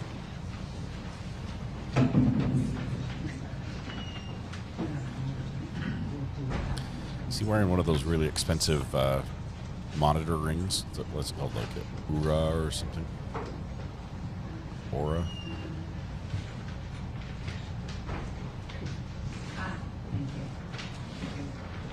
Aura? I'm handing you State's Exhibit 247. It's already been admitted. Are you familiar with that image and that person? I am. Who is that person in 247? This is a photo of Jose Ibarra. And you see him with a bag in that photo. I do. Is it the same bag that we see here? No. Okay. How are they different?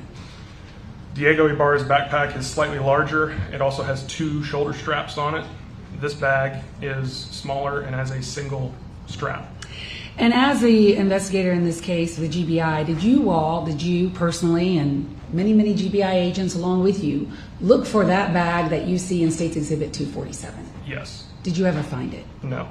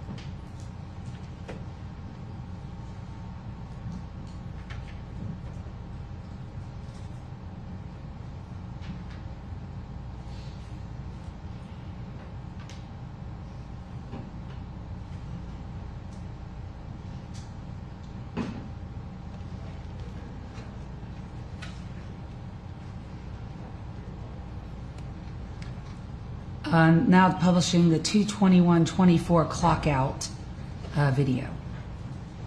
What time is it now? The timestamp shows 10:58 p.m. on February 21st, 2024.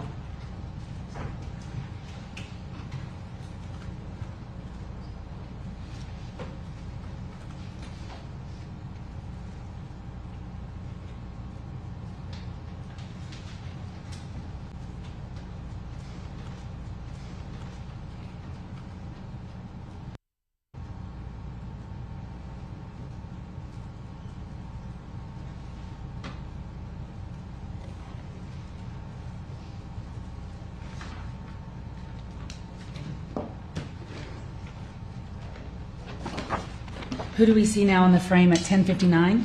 That is Diego Ibarra. Okay, I want to talk to you about this jacket. So this jacket that we see him put on, I'm going to ask you some questions after we watch it, okay? Yes, ma'am.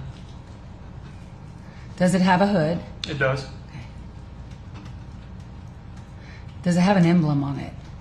It has an emblem on the rear of the jacket at the top right shoulder. When you see that emblem, I want you to tell me to stop the video. Okay. We can stop now. Okay, you see the emblem? I do. Point it out. The rear right shoulder. The emblem is located right here. Okay.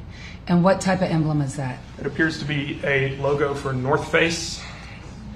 And you're familiar and you have seen the jacket that was No, that recovered in one's the South Face. dumpster in this case? Yes, ma'am. Is that a North Face jacket? No, ma'am. Is this a different jacket? It is.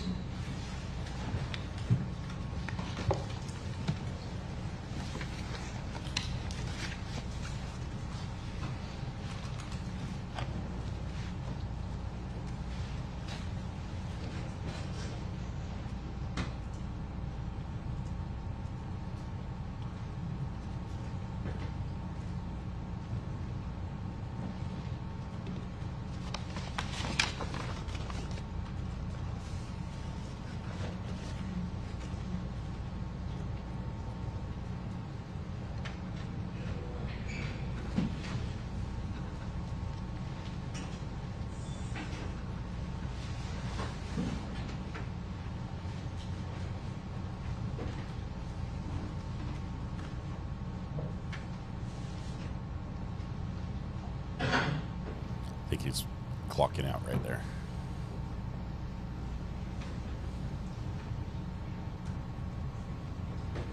Or talking to somebody.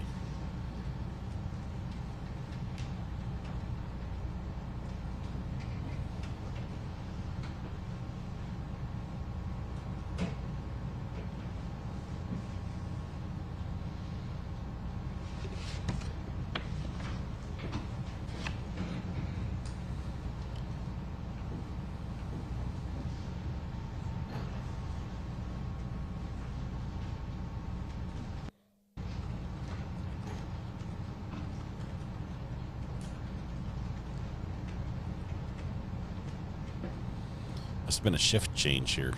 Everybody's congregating around the locker room.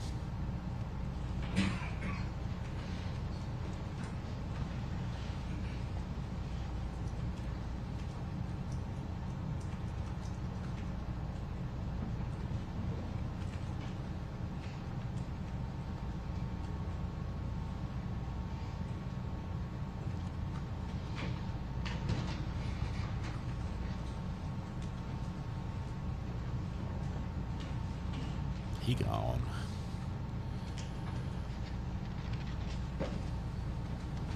Does that complete the 21st? It does. Did Diego Ibarra go to work on February 22nd at 2024? Yes, he did.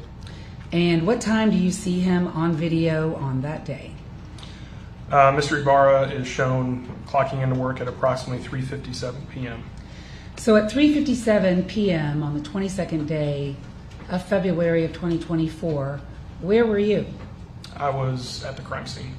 Had Laken Riley's body already been discovered? Yes. Had you, ACCPD, GBI, University of Georgia Police Department, had all of y'all already responded to the scene? Yes, ma'am. And how many police officers do you think, state, federal, and local, had descended upon the University of Georgia at about this time? I would have a difficult time putting an accurate number on that, but it was numerous law enforcement. More than one? Yes, more than one. More than 10? Yes, ma'am. If a person were on this campus on that day, would they know something's up? Yes, ma'am. All right. And Bolton Hall, is that on the University of Georgia campus? It is. Okay. So he shows up to work at what time? He shows up to work at approximately 3:57 p.m. And I'm going to stop it right there. 3:57 p.m., what is he wearing?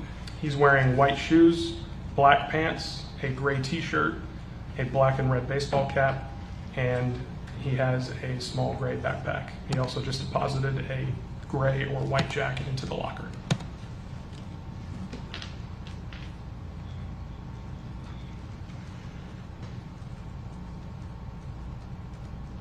On that day, is he wearing a black? On that day, is he wearing a black Adidas baseball cap? No, ma'am.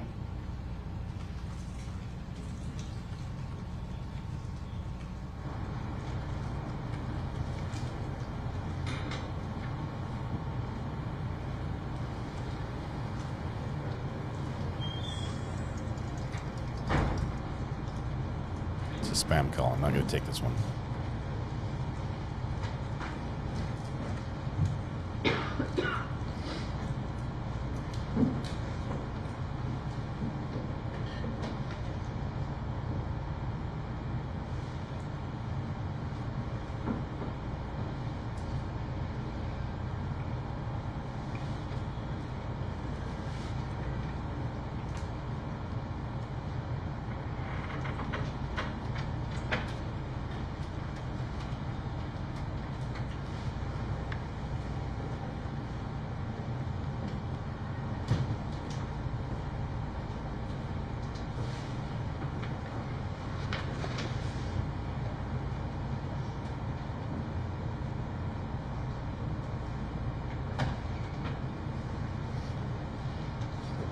Is that Diego Bar again at 3:59?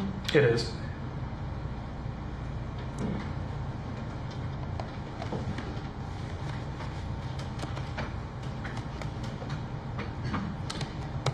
And the last clip now at 2:22:24. What time are we at? Timestamp shows 11:03 p.m. End of shift. Do you see Diego Ibarra again? Bless you, Yes. Diego. What's he wearing? White shoes, black pants, gray t-shirt, currently wearing a black Georgia visor, and he's holding a white towel.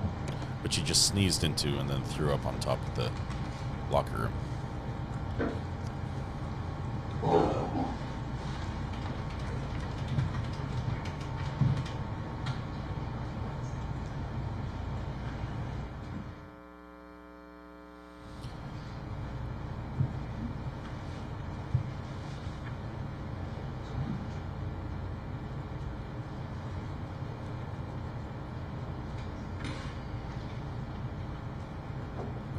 Now he just sneezed on the floor.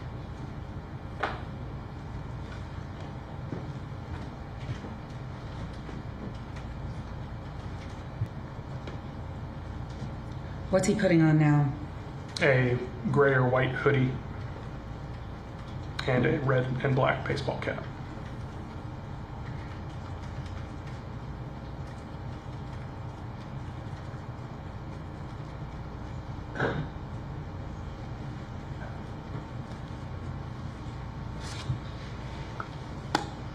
On the 22nd day of February 2024, do you see him wearing a black Adidas hat? No, ma'am.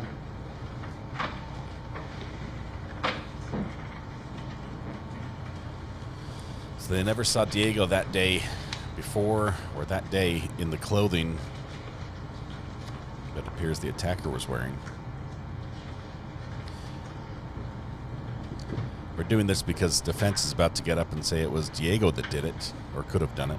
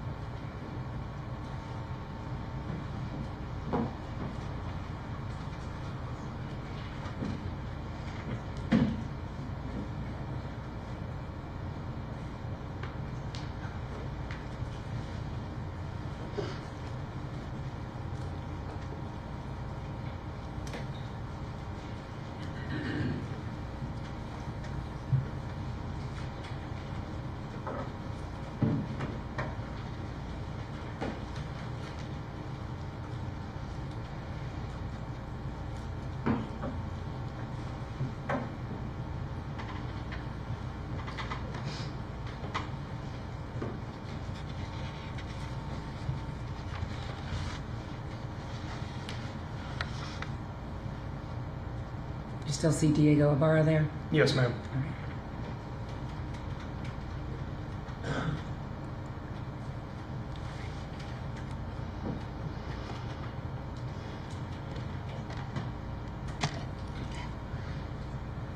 Your Honor, I'll pass the witness. The cross-examination.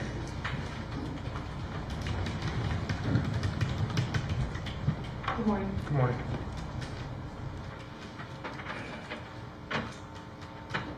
Agent Beyer, you were speaking with Ms. Ross about the crime scene, and I kind of want to start there.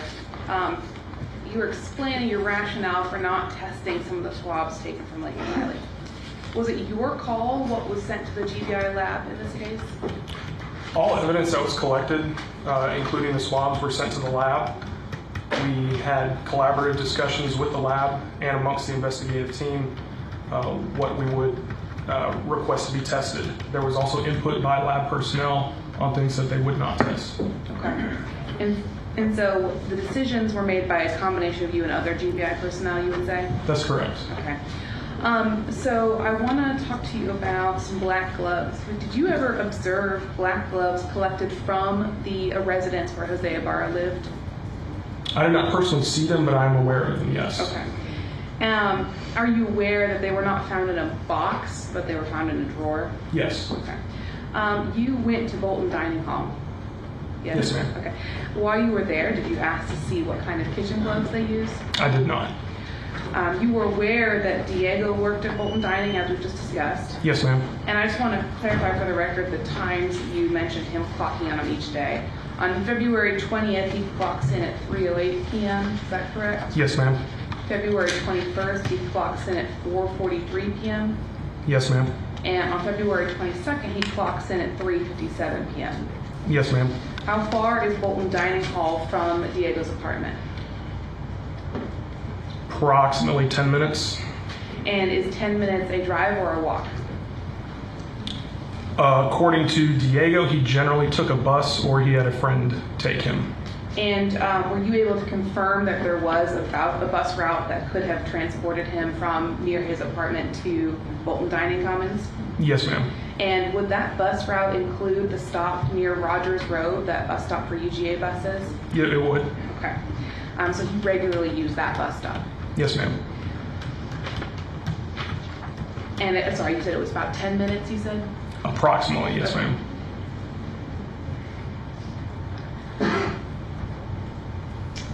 You were at the back to the woods. You were at the crime scene for several hours, you said? Yes, ma'am.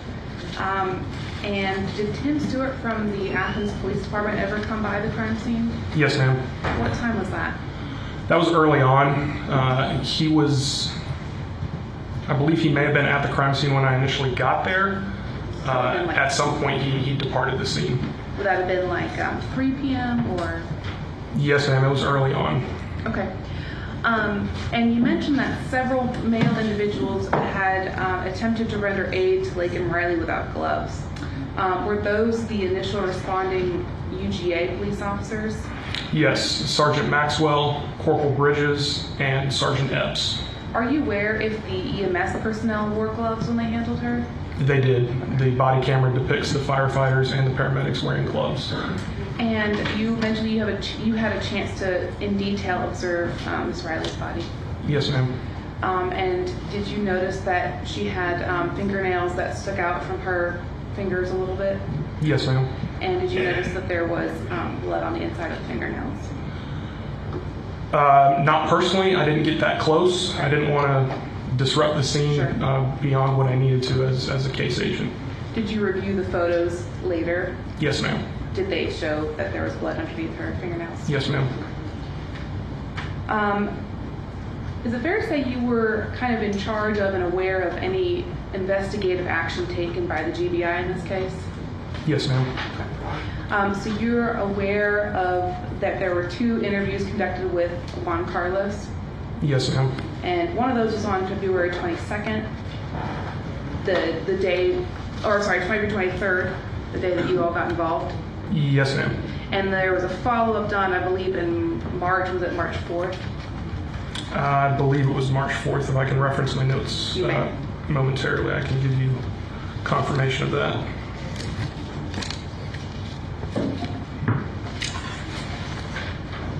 Yes, Monday, March 4th was the follow-up. Similarly, Arhannes was interviewed on February 23rd. Yes, ma'am. And then you were involved in a follow-up interview with him? That's correct. And what day was that follow-up interview? That follow-up interview was conducted on, one moment please, I apologize. No, you're fine. Friday, March 1st. Are you aware if a follow-up interview was done with Diego Ibarra? It was not.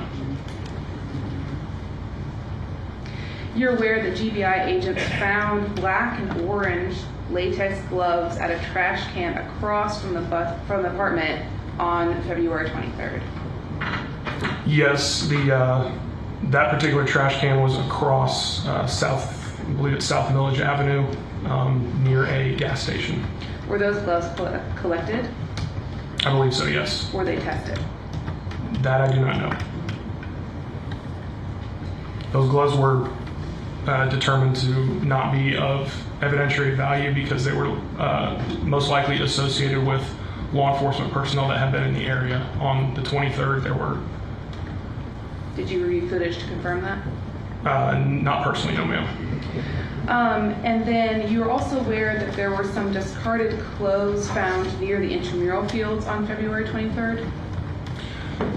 There were some discarded clothes that were located behind the Argo apartment complex near a walking trail.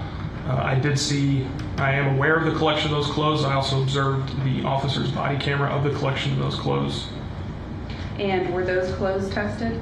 They were not. The clothes were determined to have been lying on the ground for an extended period of time. I did discuss those clothes with crime scene and forensic personnel, and we determined that it was unnecessary to test those clothes because they were not of evidentiary value. The contents of Diego's bag, did you ask that those items be tested? No, ma'am. Including the black gloves that were found in them? Correct. Thank you. No further questions. Was there any observable blood on Diego's black gloves that were in his bag? No, there was not. And if there was, would you have sent those to the crime lab? Yes, ma'am. I want to say you use the word Argo Apartments. Does it also have another name? It does. Can you tell us that name, please, for the record? The name of the apartment complex at the time of the incident was Celio at Azalyuk. It is also currently known as the Grove at 5 Points. And you were asked about clothing that was recovered near there, and you said something about it had been on the ground for some time. What do you mean by that? What did you observe? The clothing had vegetative matter on it, sticks, leaves, twigs, pine straw, and the clothes appeared to have been wet several times and dried out several times, and they had the appearance of older articles of clothing that had been lying on the ground for an extended period of time. And if there were any blood on that clothing, would you have sent it to the crime lab? Absolutely. And Diego was interviewed by you, is that right? That's correct. What was the date? That interview was conducted on Friday, February 23rd, 2024. And did you ask him questions? I did. And did he answer your questions? He did.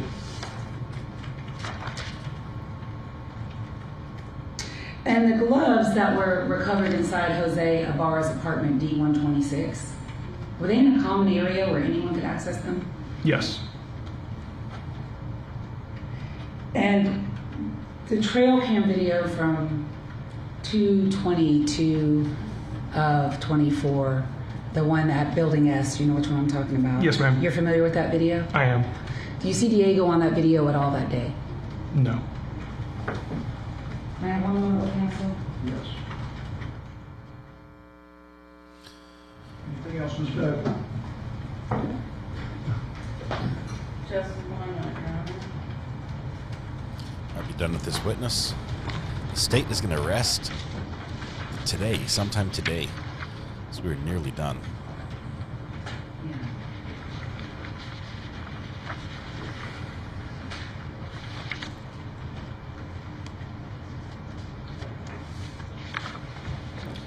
Got to have the ME next, I think.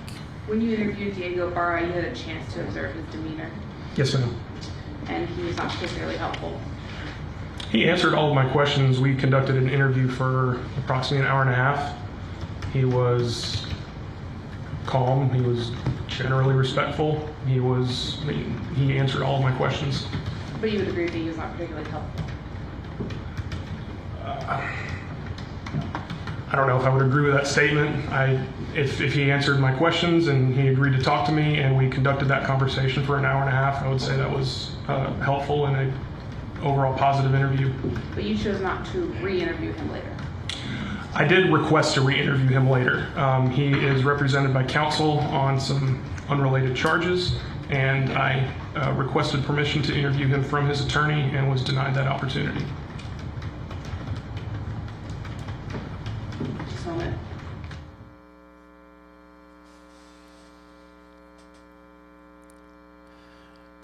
Are we done? With the GBI lead investigator. I don't have any further questions. Just briefly, the unrelated charges, are they in federal court? They are. And what are the charges? They are possession of a fraudulent green card. And in your hour and a half that you spent with Diego on the 23rd day of February 2024, did he appear to be injured to you? No, ma'am. Okay. Did you see it? Did it look like he had been in a fight or anything? No, ma'am. See any scratches on him? I did not. That's all I have. Anything else, Ms. Beck?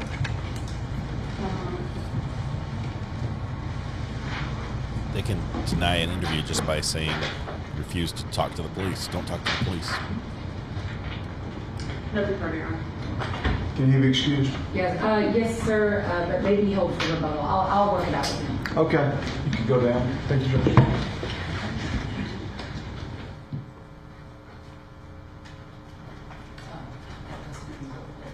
Just on the top. We'll take a 10-minute recess. All right, 10-minute break. Looks like family is back in. The people who left were back there in court, so I'm going to kill this audio just a little bit. Is this any better? No.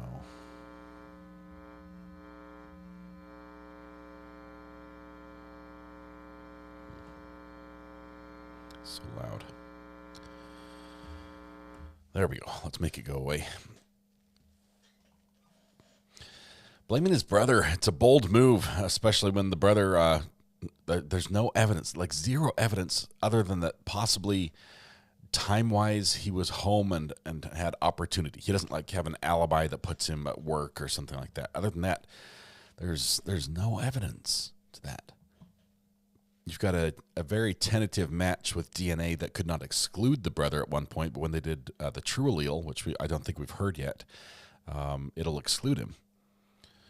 So, yeah, it's a bit of a stretch here, but you can't blame the defense. They are trying hard to introduce some doubt. Red Sky, listening on 1.5 to catch up. They'll be here in no time. Why did the family leave? Rachel, there was a point where the prosecution displayed 5 still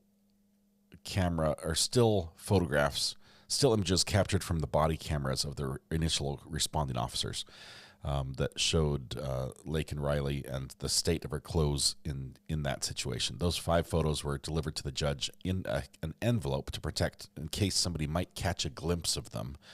But then they... And the judge ordered the media not to show any or no photos to be taken, even if they caught a glimpse for some reason as they were being looked at.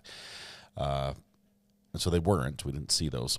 But then in testimony, the prosecution basically reviewed those photos in content, not like one by one to describe what you're seeing type thing, but had the witness describe what the state of her clothing was and how it appeared as it was on the body camera. So it's a rough description. It clearly shows that, I think it clearly shows the intent of the attack, which is why there's the SA charge, the intent for SA charge included here. But the prosecutor's doing a good job. The brothers twins, no. I believe defense is appointed counsel. I believe so. I don't think he's hired counsel.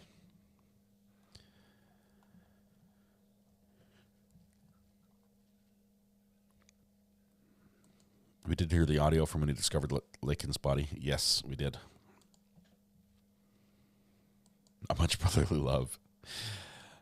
I wish, first of all, it sounds like we're not going to hear from the brother. He's got his own federal case going on. I don't think they're going to bring him in to have him testify. But I wish we could hear why he was wearing the same hats. Because if Jose is blaming Diego's probably going to be like, no, it was not me. Okay, right? He's not going to be like, oh yeah, it could have been me. But I want to know if Jose said, here, wear my hat, or you should wear this hat today, or something like that. If he should try to throw people off the trail or lead them onto Diego's trail.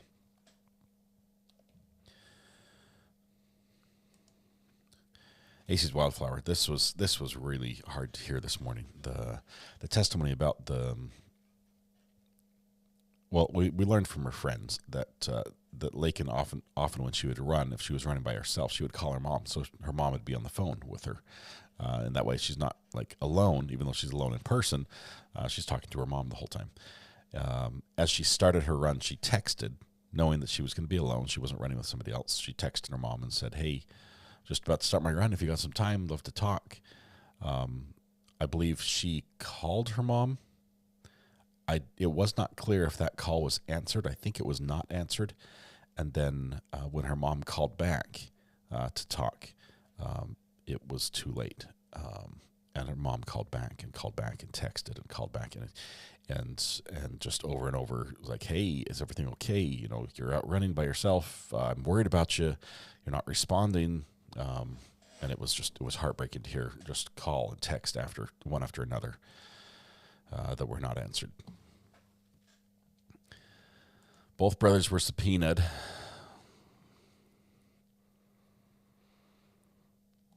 We've got maybe 2 hours left for for prosecution to finish their case up. So they've got to be close. Do they have the same hat, or can I see siblings grabbing whatever hat jackets by the door? We know Diego swapped hats a lot because he wore 3 different hats just in the video we saw from his work, the locker room videos. So he might have just grabbed whatever was there, but I believe it was the exact same hat. It wasn't that they had two Adidas hats with a sticker in the exact same position. And by the way, when I was a kid, if you got a new hat, the first thing you did was you put a curve in the bill. You bent that thing. Sometimes we would take like a baseball or a softball and stick it in the hat, and then like sort of, you can steam them and everything. You tie it around there. You wanted that curve to be nice and tight. Nowadays, everyone wears them flat, and you leave the labels on, like you're going to return it when you're done, and say, no, it's not the one I wanted. Not sure why.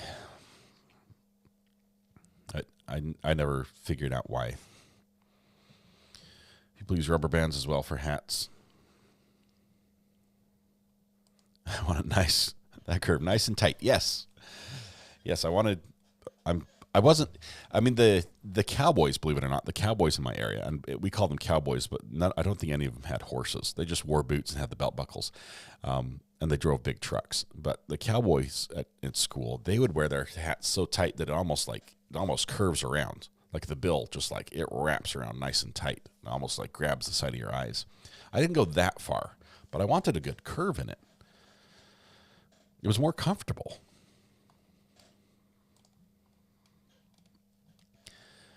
Aging yourself. I am. I've never figured out why you would want the flat bill hats. Nowadays they leave it flat. I realize it looks new that way, right? And maybe that's the whole thing. You want your hat to look brand new. And so you leave the labels and the price tag and all the stickers on. I guess to make it look like you just stole it from the store.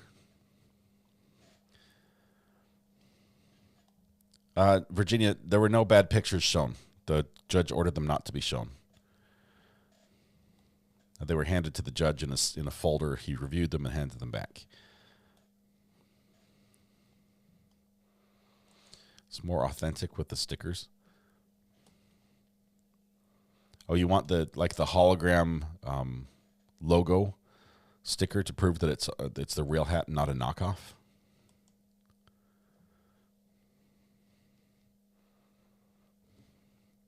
Probably in case they wanted to sell it. Yeah, it may be. Realize I grew up in a different era. Okay, let's put it that way. I think most of you know I graduated high school in about 95. I say about 95 because I barely graduated in 95. It was close. It was almost going to be 96. That's what I'm saying. High school was a lot of fun for me. I probably didn't do as good in school as I should have. But I graduated in 95, barely. Growing up, if I got a new pair of shoes, man, I was wearing them all the time. Nowadays, kids get these new pairs of shoes and they carry them around in their backpack, and then they put them on and wear them at school, and then they take them off and wear different shoes home. Shoes were different for me. They were never collector's items. As a matter of fact, I would wear them and wear them out, and then you'd get a new pair. But I just never understand. I haven't understood the fashion nowadays. Yeah, we wore our stuff. That's what it was for. You'd wear it.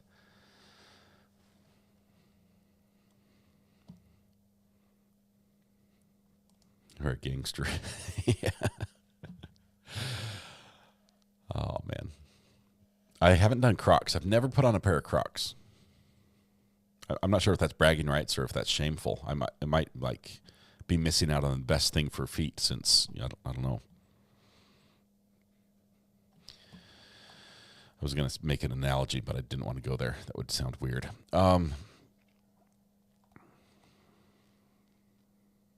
least they're taking care of their expensive shoes. Yeah, you can't blame them for that. I'm not faulting that. But why have really nice shoes if you don't wear them?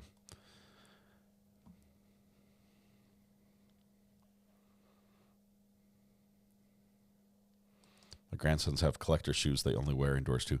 Is it because, are they going to sell them when they outgrow them? Is that the idea? Is it an investment?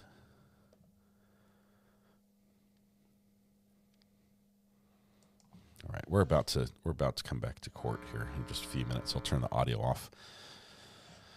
Once we get some motion, I'll turn it back on. But no, they're not going to sell them. It's just a status thing.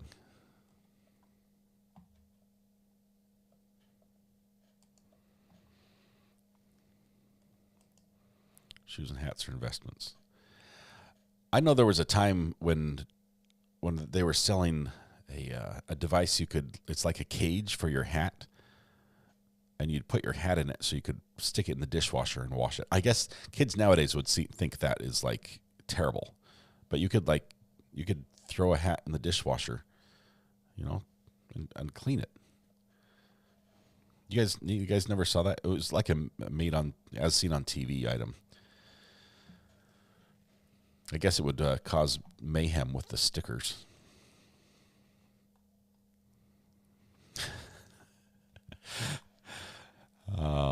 I hesitate. Key and Peele, some of their skits are a little sketchy, but skits are sketchy, you can see. Had one of those to wash my husband's hats. Kids nowadays would look at that and they'd be like, no, what? You ruined my hat. It's a hat cage. My 11-year-old has a collection of sneakers. Do they call them sneakerheads still, or they come up with a cooler name for people who collect sneakers?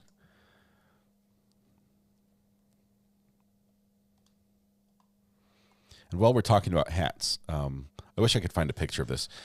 When I was in, I would say, end of junior high, there was a hat, and I forget what it was. It was some racing team hat, which I don't think I'd ever seen, okay, because I didn't have a TV. I don't know who it was, but it was black and red, and it had some checkers on it, but the bill was red. I loved that hat. I wore it all the time. I wore it so much that the bill, the edge of the bill, like shredded, and it was poor quality, and like the cardboard piece on the inside that makes the hat firm, it came out, and so you just have this flap. And I wore it backwards anyway. I still wore that. Terrible fashion. It was the nastiest hat ever, but I wore it for a whole summer, I think. Weather Watch says mod chat. This is going to be good. Let's see.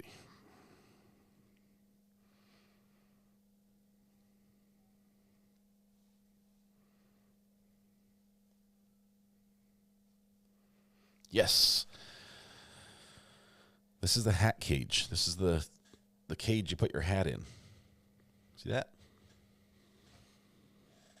That's how you wash hats. I didn't wash my hat because it would have fallen apart. There would have been nothing left. Thank you, Thomas, for that. I guess nowadays you can use the cage just to protect it so it doesn't get flattened. Well, you have it in your collector's box of hats.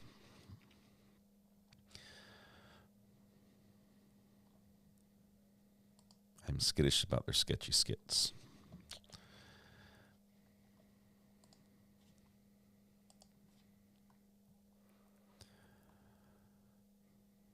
People are now going to start wearing the cage as a new fashion to protect the hat while you're wearing it. Why not? Okay. Now, I realize I'm going to offend some people here, and I apologize ahead of time. But to me, leaving the stickers on the hat is like leaving the plastic on a really nice sofa. And I realize probably more people leave the plastic on the sofa than I do. But my friends got a new couch growing up. And like when I came in the door after they got the couch, they're like, hey, no friends are allowed on the couch. You're not allowed. It's like the rule. It's like, well, they must know me and my hat. But they're like, no friends allowed on the couch. And when I saw the couch, it was still covered in plastic. I'm like, oh, they haven't unwrapped it yet. They haven't, they're still installing it, deciding if they like the color. And no, the plastic stayed on that couch for years. For years, the plastic stayed on the couch. That has got to be like the most uncomfortable thing to sit on. No friends on the couch.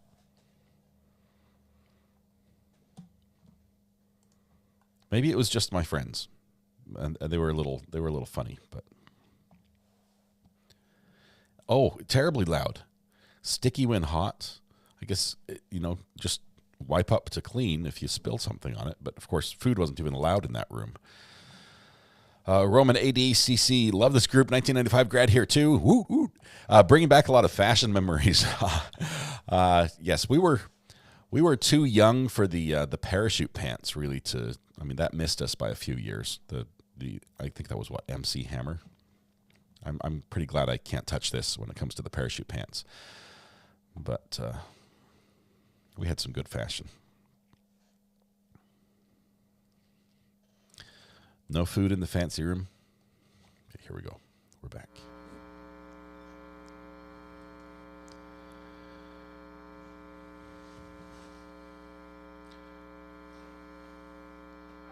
Judge, the defense had witness issues, for lack of a better term, and so the state agreed to permit them to call this witness out of order. So at this point, they're going to call their witness, and then we'll go back to our case. All right. Oh. You can do This is that. an ACC PD officer who's off shift. Okay. So I'm trying to get him in so he can get back. So we have a defense witness. The state has not rested yet. Chrisher.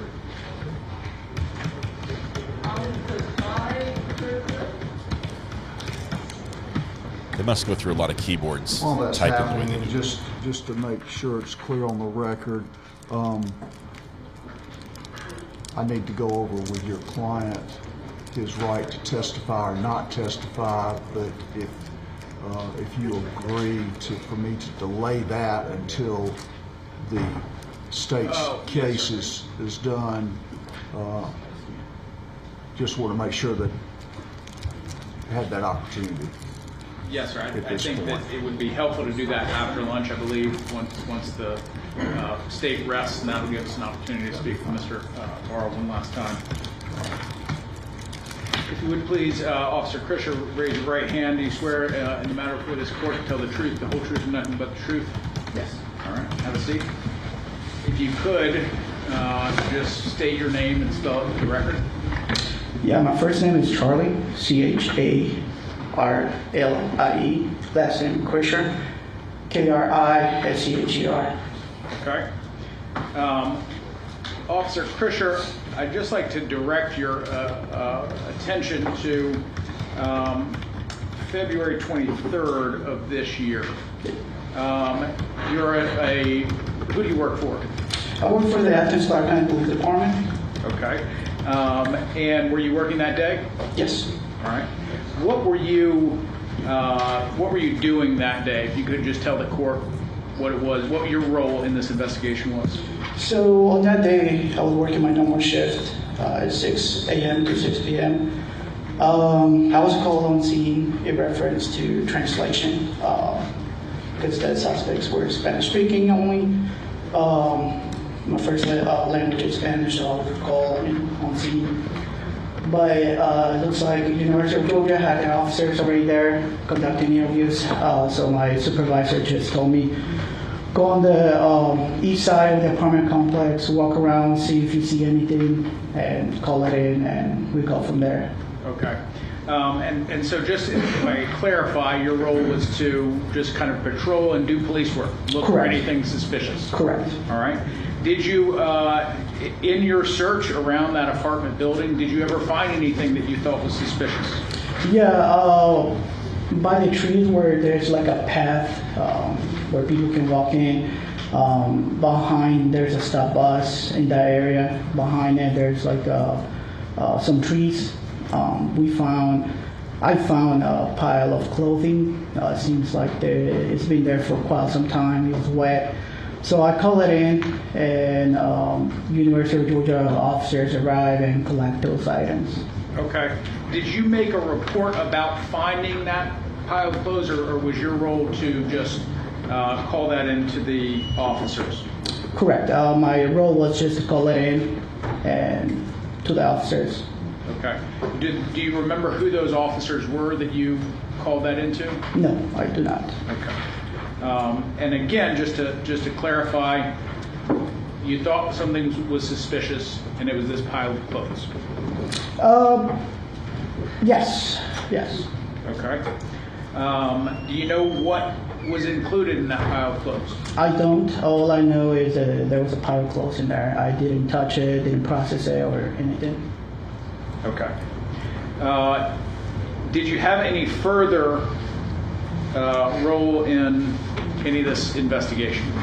Regarding to the clothes? Or? No, just in general. Did you transport anyone for? Yes, I did transport Jose Ibarra. Okay. To our East Precinct. All right. And you did make a report about that because did you collect some of his clothes? That's correct. Okay. And was part of that collection, was there a hat that That's you correct. collected? Yes. Could you describe that hat, please? It was a black Adidas hat. It had the logo, the normal logo, called white color. Okay. And was he wearing that at the time that you collected it? When I arrived and when I arrested him, he had it on his side, like he put it on the side of the window with his backpack. Okay.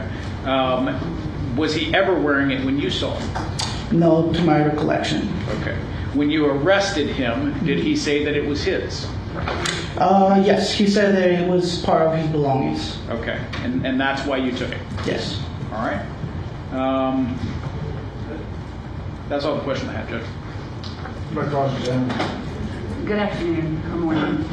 You first told us that the clothes have been there for quite some time. What did you observe that made you think that? It was wet and it had a lot of debris on top, like a lot of gravel, stuff like that, and it seemed very tarnished. And you did call the University of Georgia Police Department, they responded and collected the clothes? That's correct. And you just said when you transported Diego Ibarra, did he tell you that was his hat, or did he say that's part of my belongings? That's part of my belongings. Okay. Meaning of all the stuff that he had on him that day, that was Correct. his, right? Correct. Did he say it was exclusively his hat? No, I did not ask any more questions. I just asked, hey, is this part of your stuff? And he said yes. Okay, that's all I have. Thank you, sir.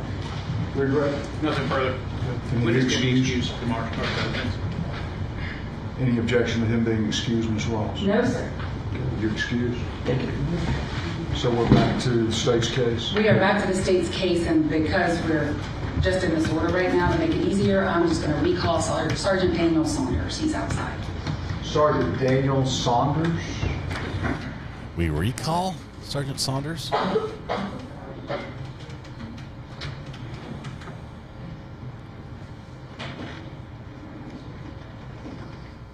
Welcome back, sir. Yeah. Don't walk over there.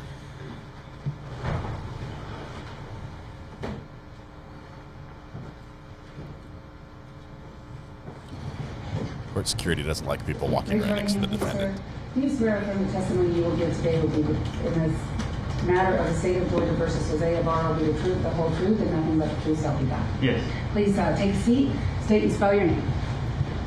Daniel Saunders, D-A-N-I-E-L, last name S-A-U-N-D-E-R-S. And are you the same Daniel Saunders that testified, I believe, on Friday? Yes. Day one. And in this particular case, Sergeant Saunders, now Lieutenant Saunders, did you receive clothing from ACCPD, specifically Officer Kirshner,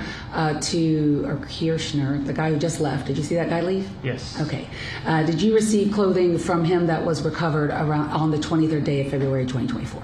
Yes. Officer Hubbard with our agency collected clothing items that he had found. Did you look at those items? Yes. Did you see any blood on those items? No. Did you see anything suspicious about those items? No. Could you describe those items? Did they appear to be weathered? Yes. Tell us what you saw. The pair of pants had green rust corrosion on the button that had kind of spread away from the button. They were stained with dirt, and they looked like they'd been there for a while. Outside. Outside. Exposed to the elements. Correct. And if you had seen blood on those items, would you have tested it? Yes. Would you have sent them to the crime lab? Yes. In your opinion, did those items have anything to do with this crime? I don't believe so. All right, that's all I have.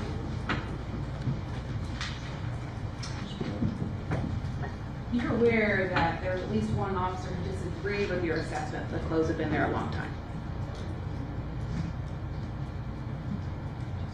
I'm not sure how he determined that they had been there a long time or a short time.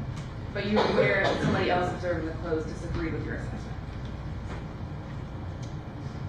I can say Officer Hubbard wrote in his report that it appeared that they had been there recently. No further questions. When you observed those clothing items, where were you? I was at our agency at the station.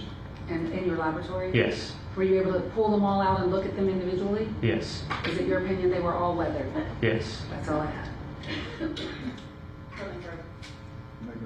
All right. Thank you. Next witness, Valencia Johnson. Ms. Johnson. Didn't have enough time to pin his name back up there. The clothes were old, apparently, even though one officer said it looks like they were recently there. I missed the first name. What was the first name? Valencia.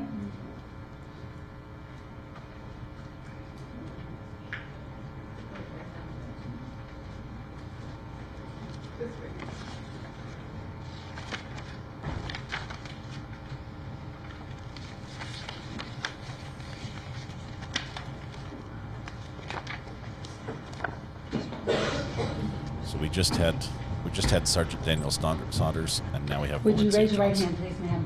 Do you swear from the testimony you will give today will be the truth, the whole truth, and nothing but the truth, so help you God? If you could please take a seat and adjust the microphone so you're speaking loudly into it. And could you tell us your first and last name, and please spell it? My name is Valencia Johnson, Valencia Johnson. Where do you work, ma'am? I work at the Georgia Bureau of Investigation as a lab technician in the trace evidence section. DNA, How here we go. long have you worked at the Georgia Bureau of Investigation? 5 years. What is the trace evidence section? So the trace evidence section is where we collect materials. So trace evidence are materials that are usually microscopic in nature that can be transferred between persons and objects when they come in contact with each other. What are your duties in the trace evidence section? My main duty is the collection and preservation of trace evidence, primarily hair and fiber, which is called processing. Were you working in that capacity at the GBI in February of this year? Yes, I was. And you're still working in that capacity today? Yes. I want to direct your attention to your case number 2024-1005107. What are the individuals associated with that case number? Laken Riley and Jose Ibarra.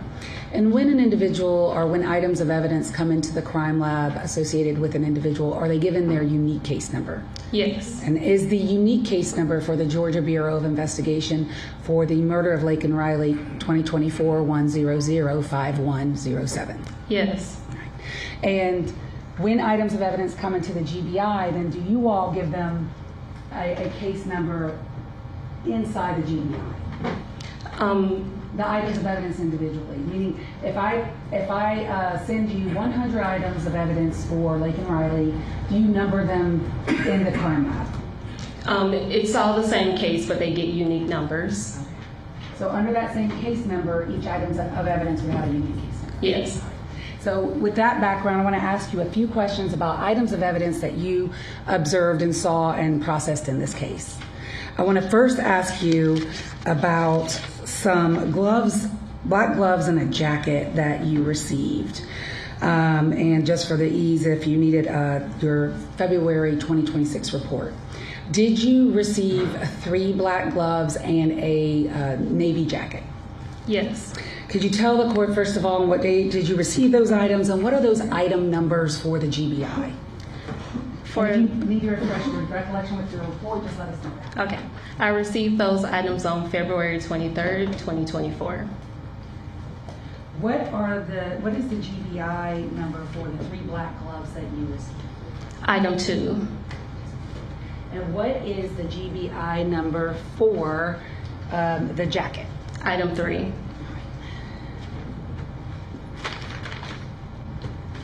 I am going to hand you some evidence that has already been admitted. And here's some gloves if you need them. I'm going to hand you first what has already been admitted as State's Exhibit 149. And since I'm already up here and I don't want to move back, 147, I'm going to put at your feet, okay? So first, Starting with State's Exhibit 149, do you see your name and initials on that exhibit? Yes, I do. And what is the item, the GBI item number for that exhibit? It's item 2. And are there 3 black gloves inside of that exhibit? Look at those.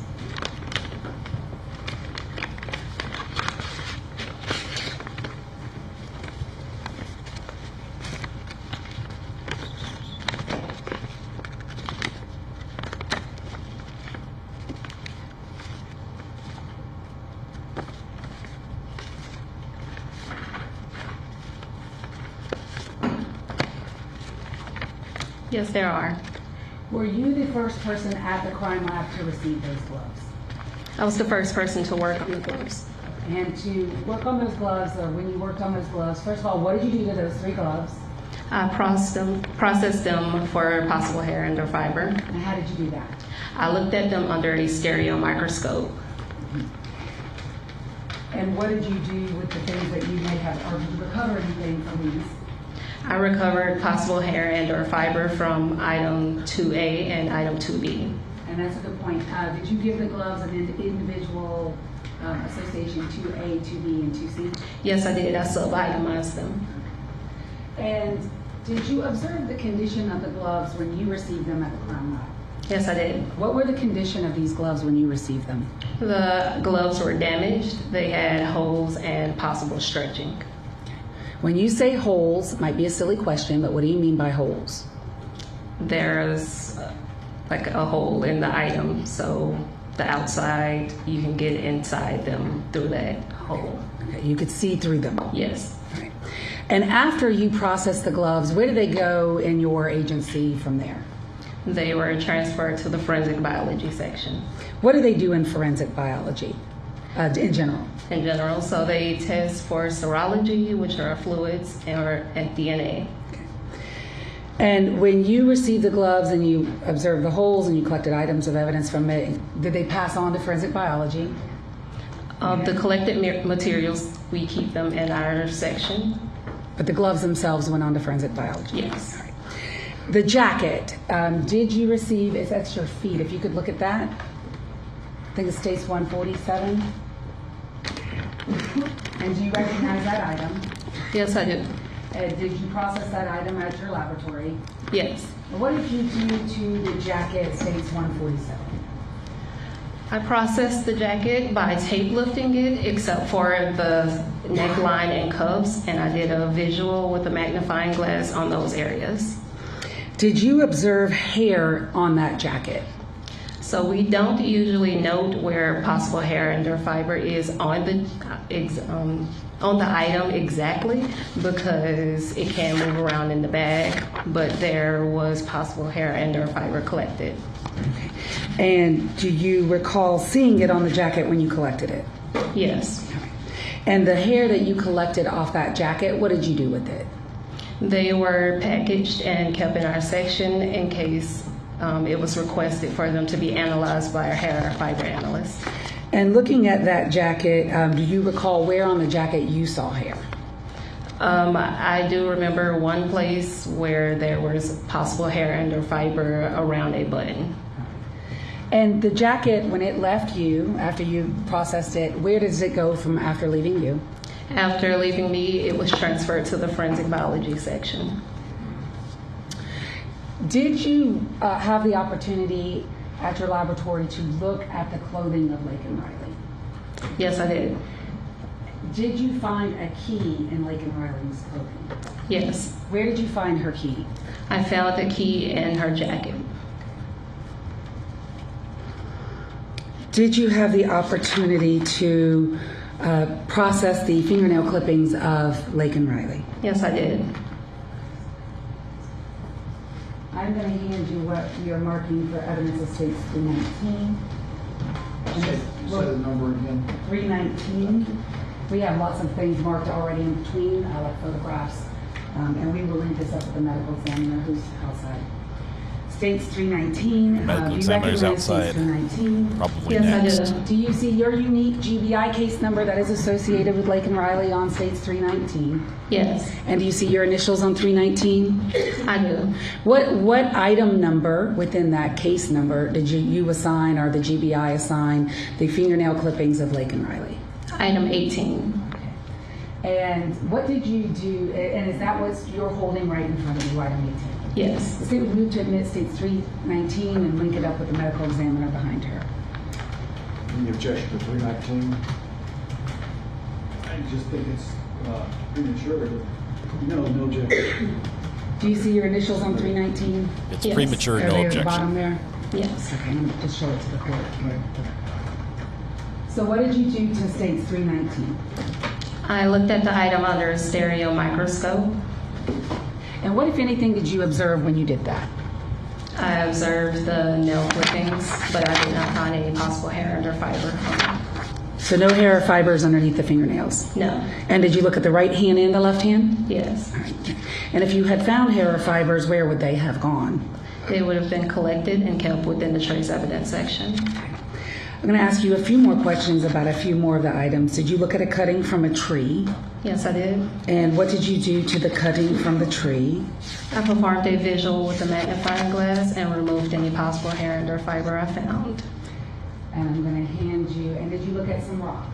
Yes. So I'm going to hand you all these items at the same time. What's already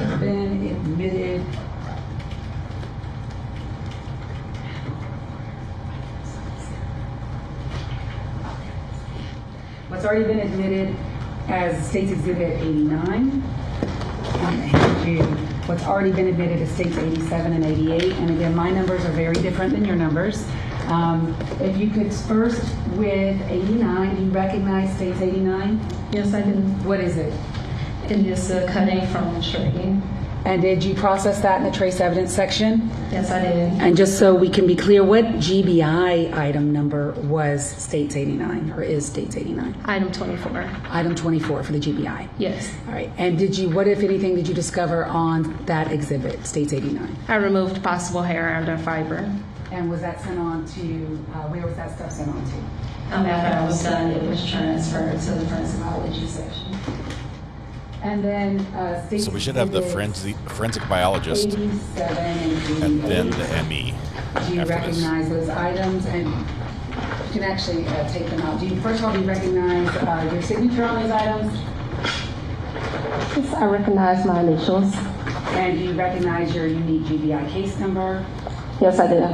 And if you could tell us for States 88, which is in your left hand, what is your GBI case item number for that one? Item 23. And in States 87, what is your GBI item number for that? Item 24. 22, sorry. So 22 and 23. And what are these items physically? And if you need to, you can open them up and look at them. Do you need to? Yeah, go ahead. I'll open mine. You can open mine.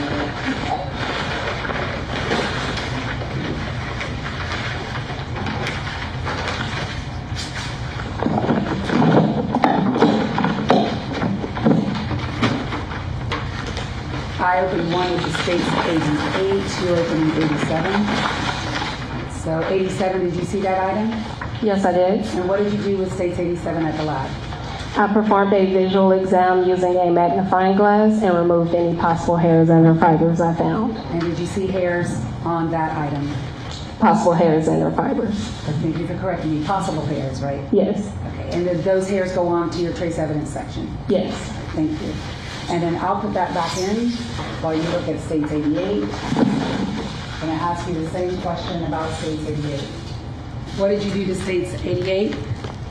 I processed this item by performing a visual exam using a magnifying glass, and I removed any possible hairs under fibers I found. And did you find possible hairs or fibers on them? Yes, I did.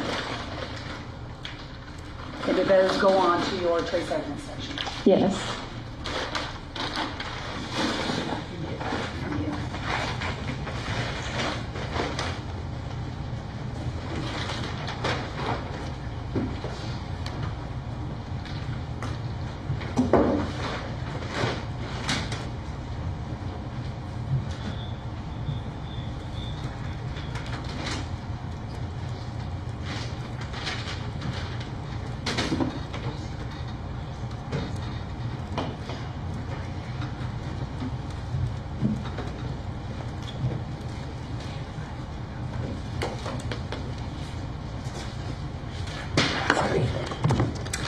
have one moment, Your Honor.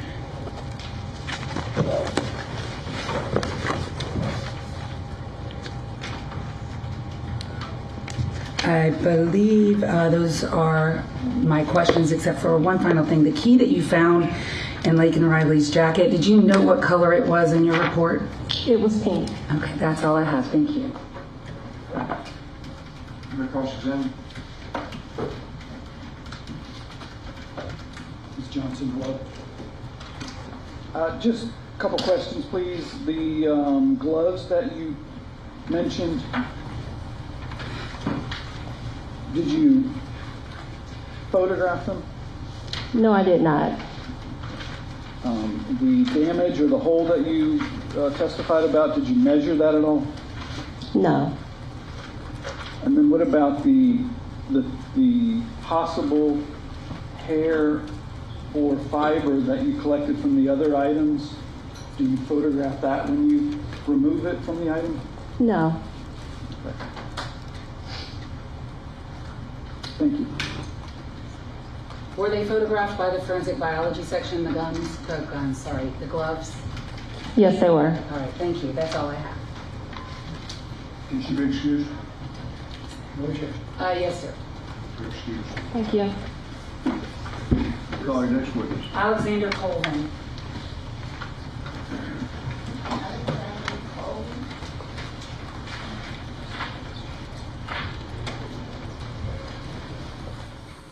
We are flying through witnesses still.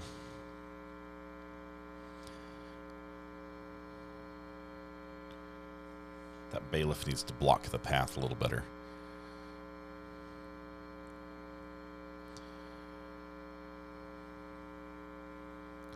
We're going to approach right here. Looks like this might be medical examiner.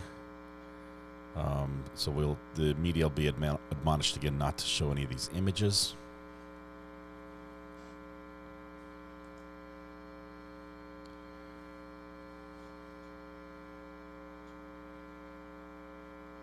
There's our defendant.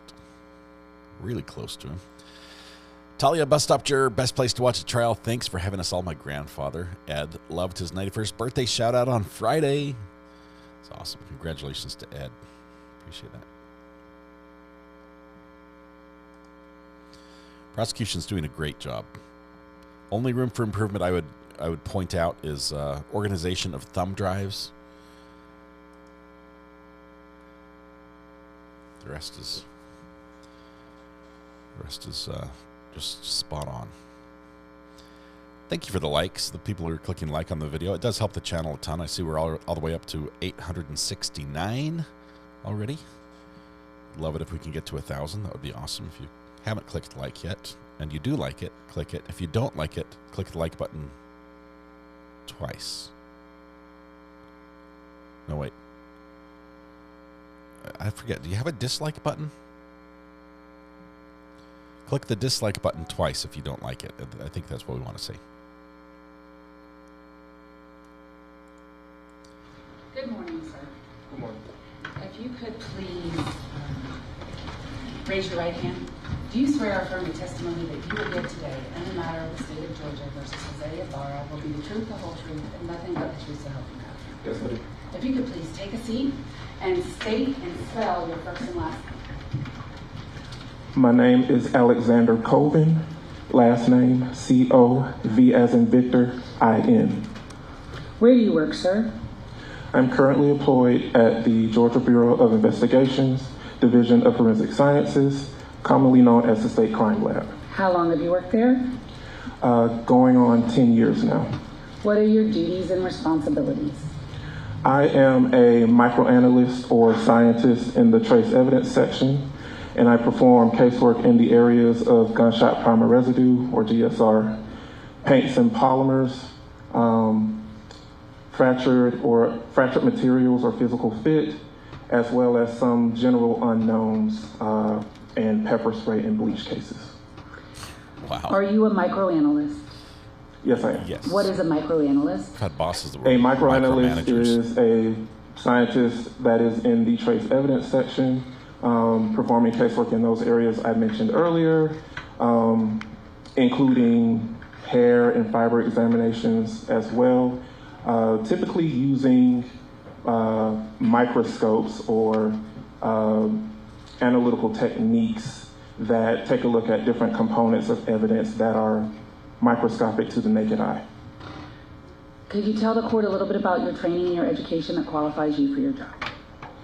I received a Bachelor of Science in Chemistry from Albany State University, and upon being hired at the GBI Crime Lab, whatever area of analysis is needed at the time upon being hired, that will be the training program that you will begin. So for me, when I was promoted to a scientist, the first area of casework that I began in was GSR. And then once you start casework in that area, finishing the training, you will move on to different areas of analysis and complete those training programs as well. Have you completed a training program on plastics and polymer? Yes, I have. What is that in general terms? Plastics or polymers are monomers or molecules that are chemically bonded together to form structures. These are the basis for any natural or man-made substances or materials, to include plastics and rubbers, things of that nature. Could you describe what kind of training you have received in that area? The training for that particular area of analysis involves practical exercises, written and oral exams, lots of reading, and at the very end, for certain areas of analysis, there will be an oral board or a mock trial phase, and then a supervised casework phase where you're doing real casework while your trainer is going through these technical processes with you. And have you completed all of that training? Yes, I have. Have you previously been qualified before as an expert in the field of microanalysis? Yes, I have. And is plastics and polymers like a subsection of microanalysis? Yes, it is. How many times have you been recognized an expert in the field of microanalysis? Generally about 84 times. And would that include in the superior courts of the state of Georgia? Yes, it does. Your Honor, at this time, the state would tender Mr. Koven as an expert in the field of microanalysis. Any objection? Okay. The witness will be allowed to testify as an expert in the area of microanalysis. And Mr. Koven, I'm going to hand you some items. We just hit 1,000 likes. Thank you. I'm going to hand you 2 items. Oh, you have your own those. He doesn't watch your stinking gloves. He has his own. Items, dates 149 and 244, and I'm going to ask you some questions, and I'm going to stay away from you when you open those. Okay. I'm going to stay away from you when you open those. Why?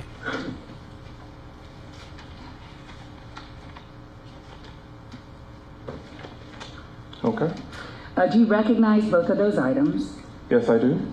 I want to start with the first one I handed you. Was that 149? Do you see my state exhibit sticker? Yes. Okay, let's start first with that. So my state exhibit sticker 149, do you recognize your unique GBI case number associated with Laken Riley on it? Yes, I do. And do you see your initials on that as well?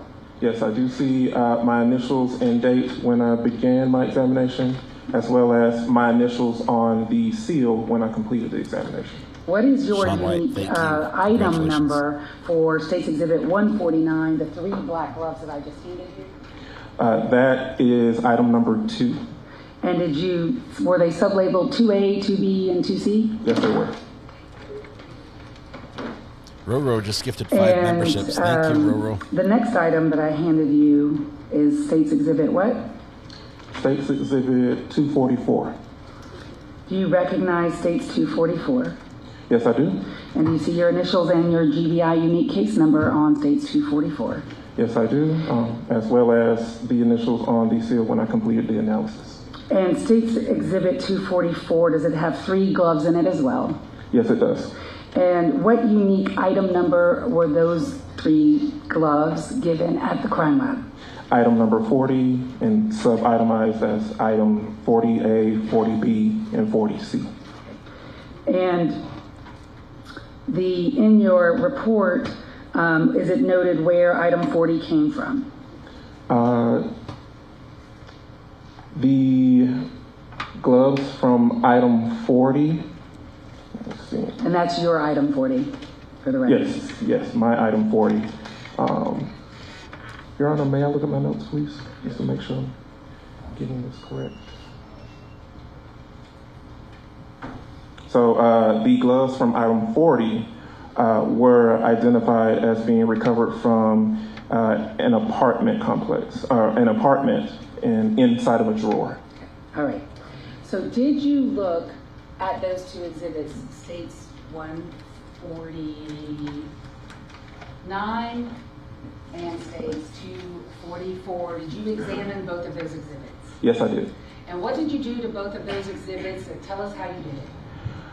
So I did a comparison between the 3 gloves that were identified as found in bushes to the 3 gloves that were identified as being found in an apartment drawer.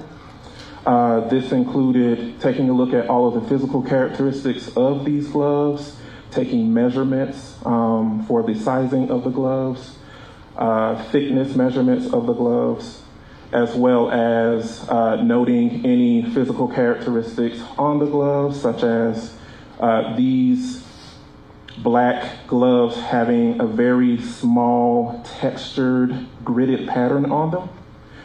And then upon noting that these 2 sets of gloves are consistent physically, I then moved on to a microscopical comparison using a polarized light microscope to compare the optical characteristics between the 2 sets of gloves, and then a variety of analytical techniques that allowed me to compare the chemical components of the gloves, the elemental constituents of the gloves, as well as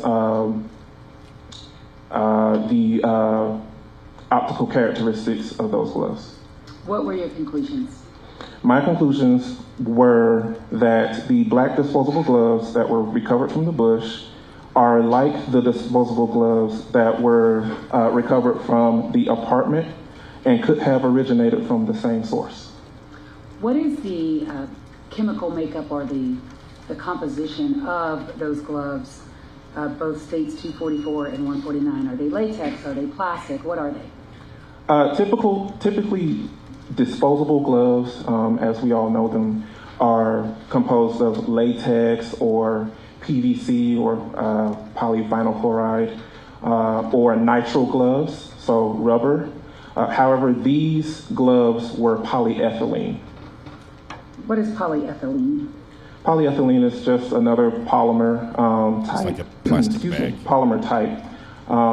Typically, when it comes to polyethylene gloves, these are like maybe a more inexpensive type of disposable glove that may not stretch as much or have that rubbery or latex quality to them.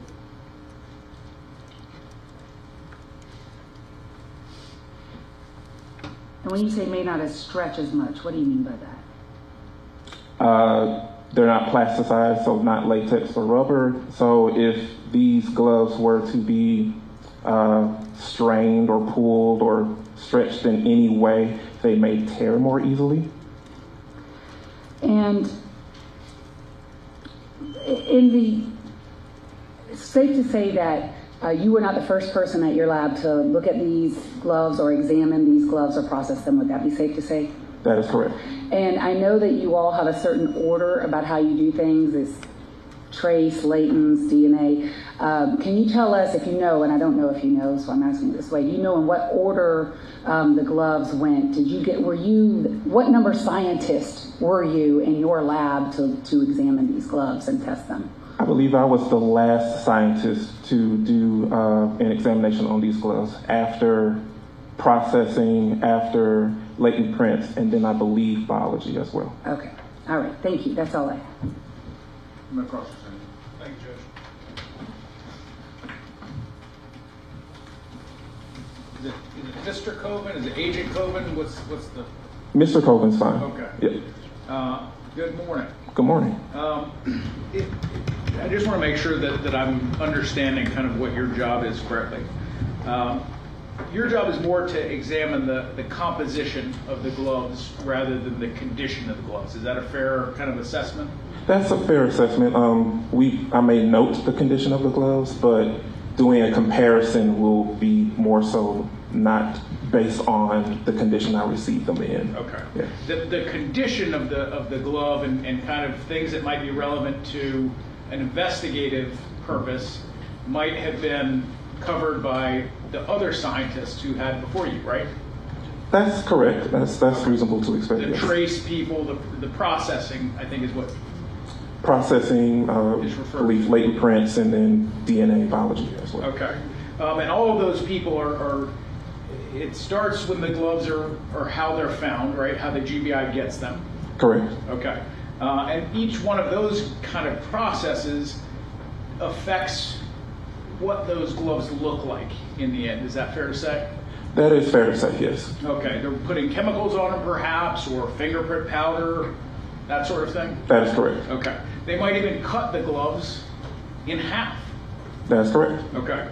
And so the condition when you got them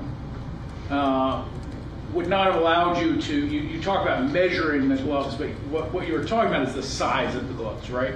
That's correct. Okay. Not necessarily holes that were in the gloves, or you don't know how those gloves came to the GBI, in other words. I did not lay eyes on these gloves as they were when they were received by the GBI.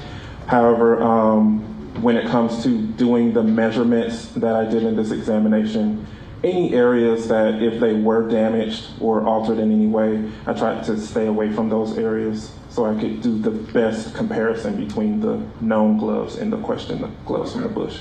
And when you're making notes in your report, you said you might make note of holes or anything like that. Did you mention any of those in your report? In my report? Yes.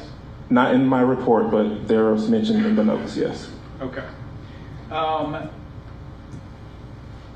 When you say they're like the gloves recovered from the apartment, that just means that they're the same kind of gloves, right? That's correct. So when we're referring to them being like each other, this is the optical characteristics I mentioned, the physical characteristics with the textured pattern, the same polyethylene-based type of glove, same measurements, etc. Okay. And that they could have come from the same source. That's correct. Okay. What source is that? That is not something that I could speculate to. The known gloves were identified to us as being found in a drawer inside of an apartment. So these question gloves found in a bush could have come from that source as well, but they could have come from some other source of gloves that were manufactured the exact same way. Okay. That's all the question I have. Are you correct? No, sir. Can you be excused? Yes, sir. All right, thank you. All right, possible Can we call you next week? DNA? I think this is the time where we might want to take an early lunch break. Lunch break. Thank you, sir. All right.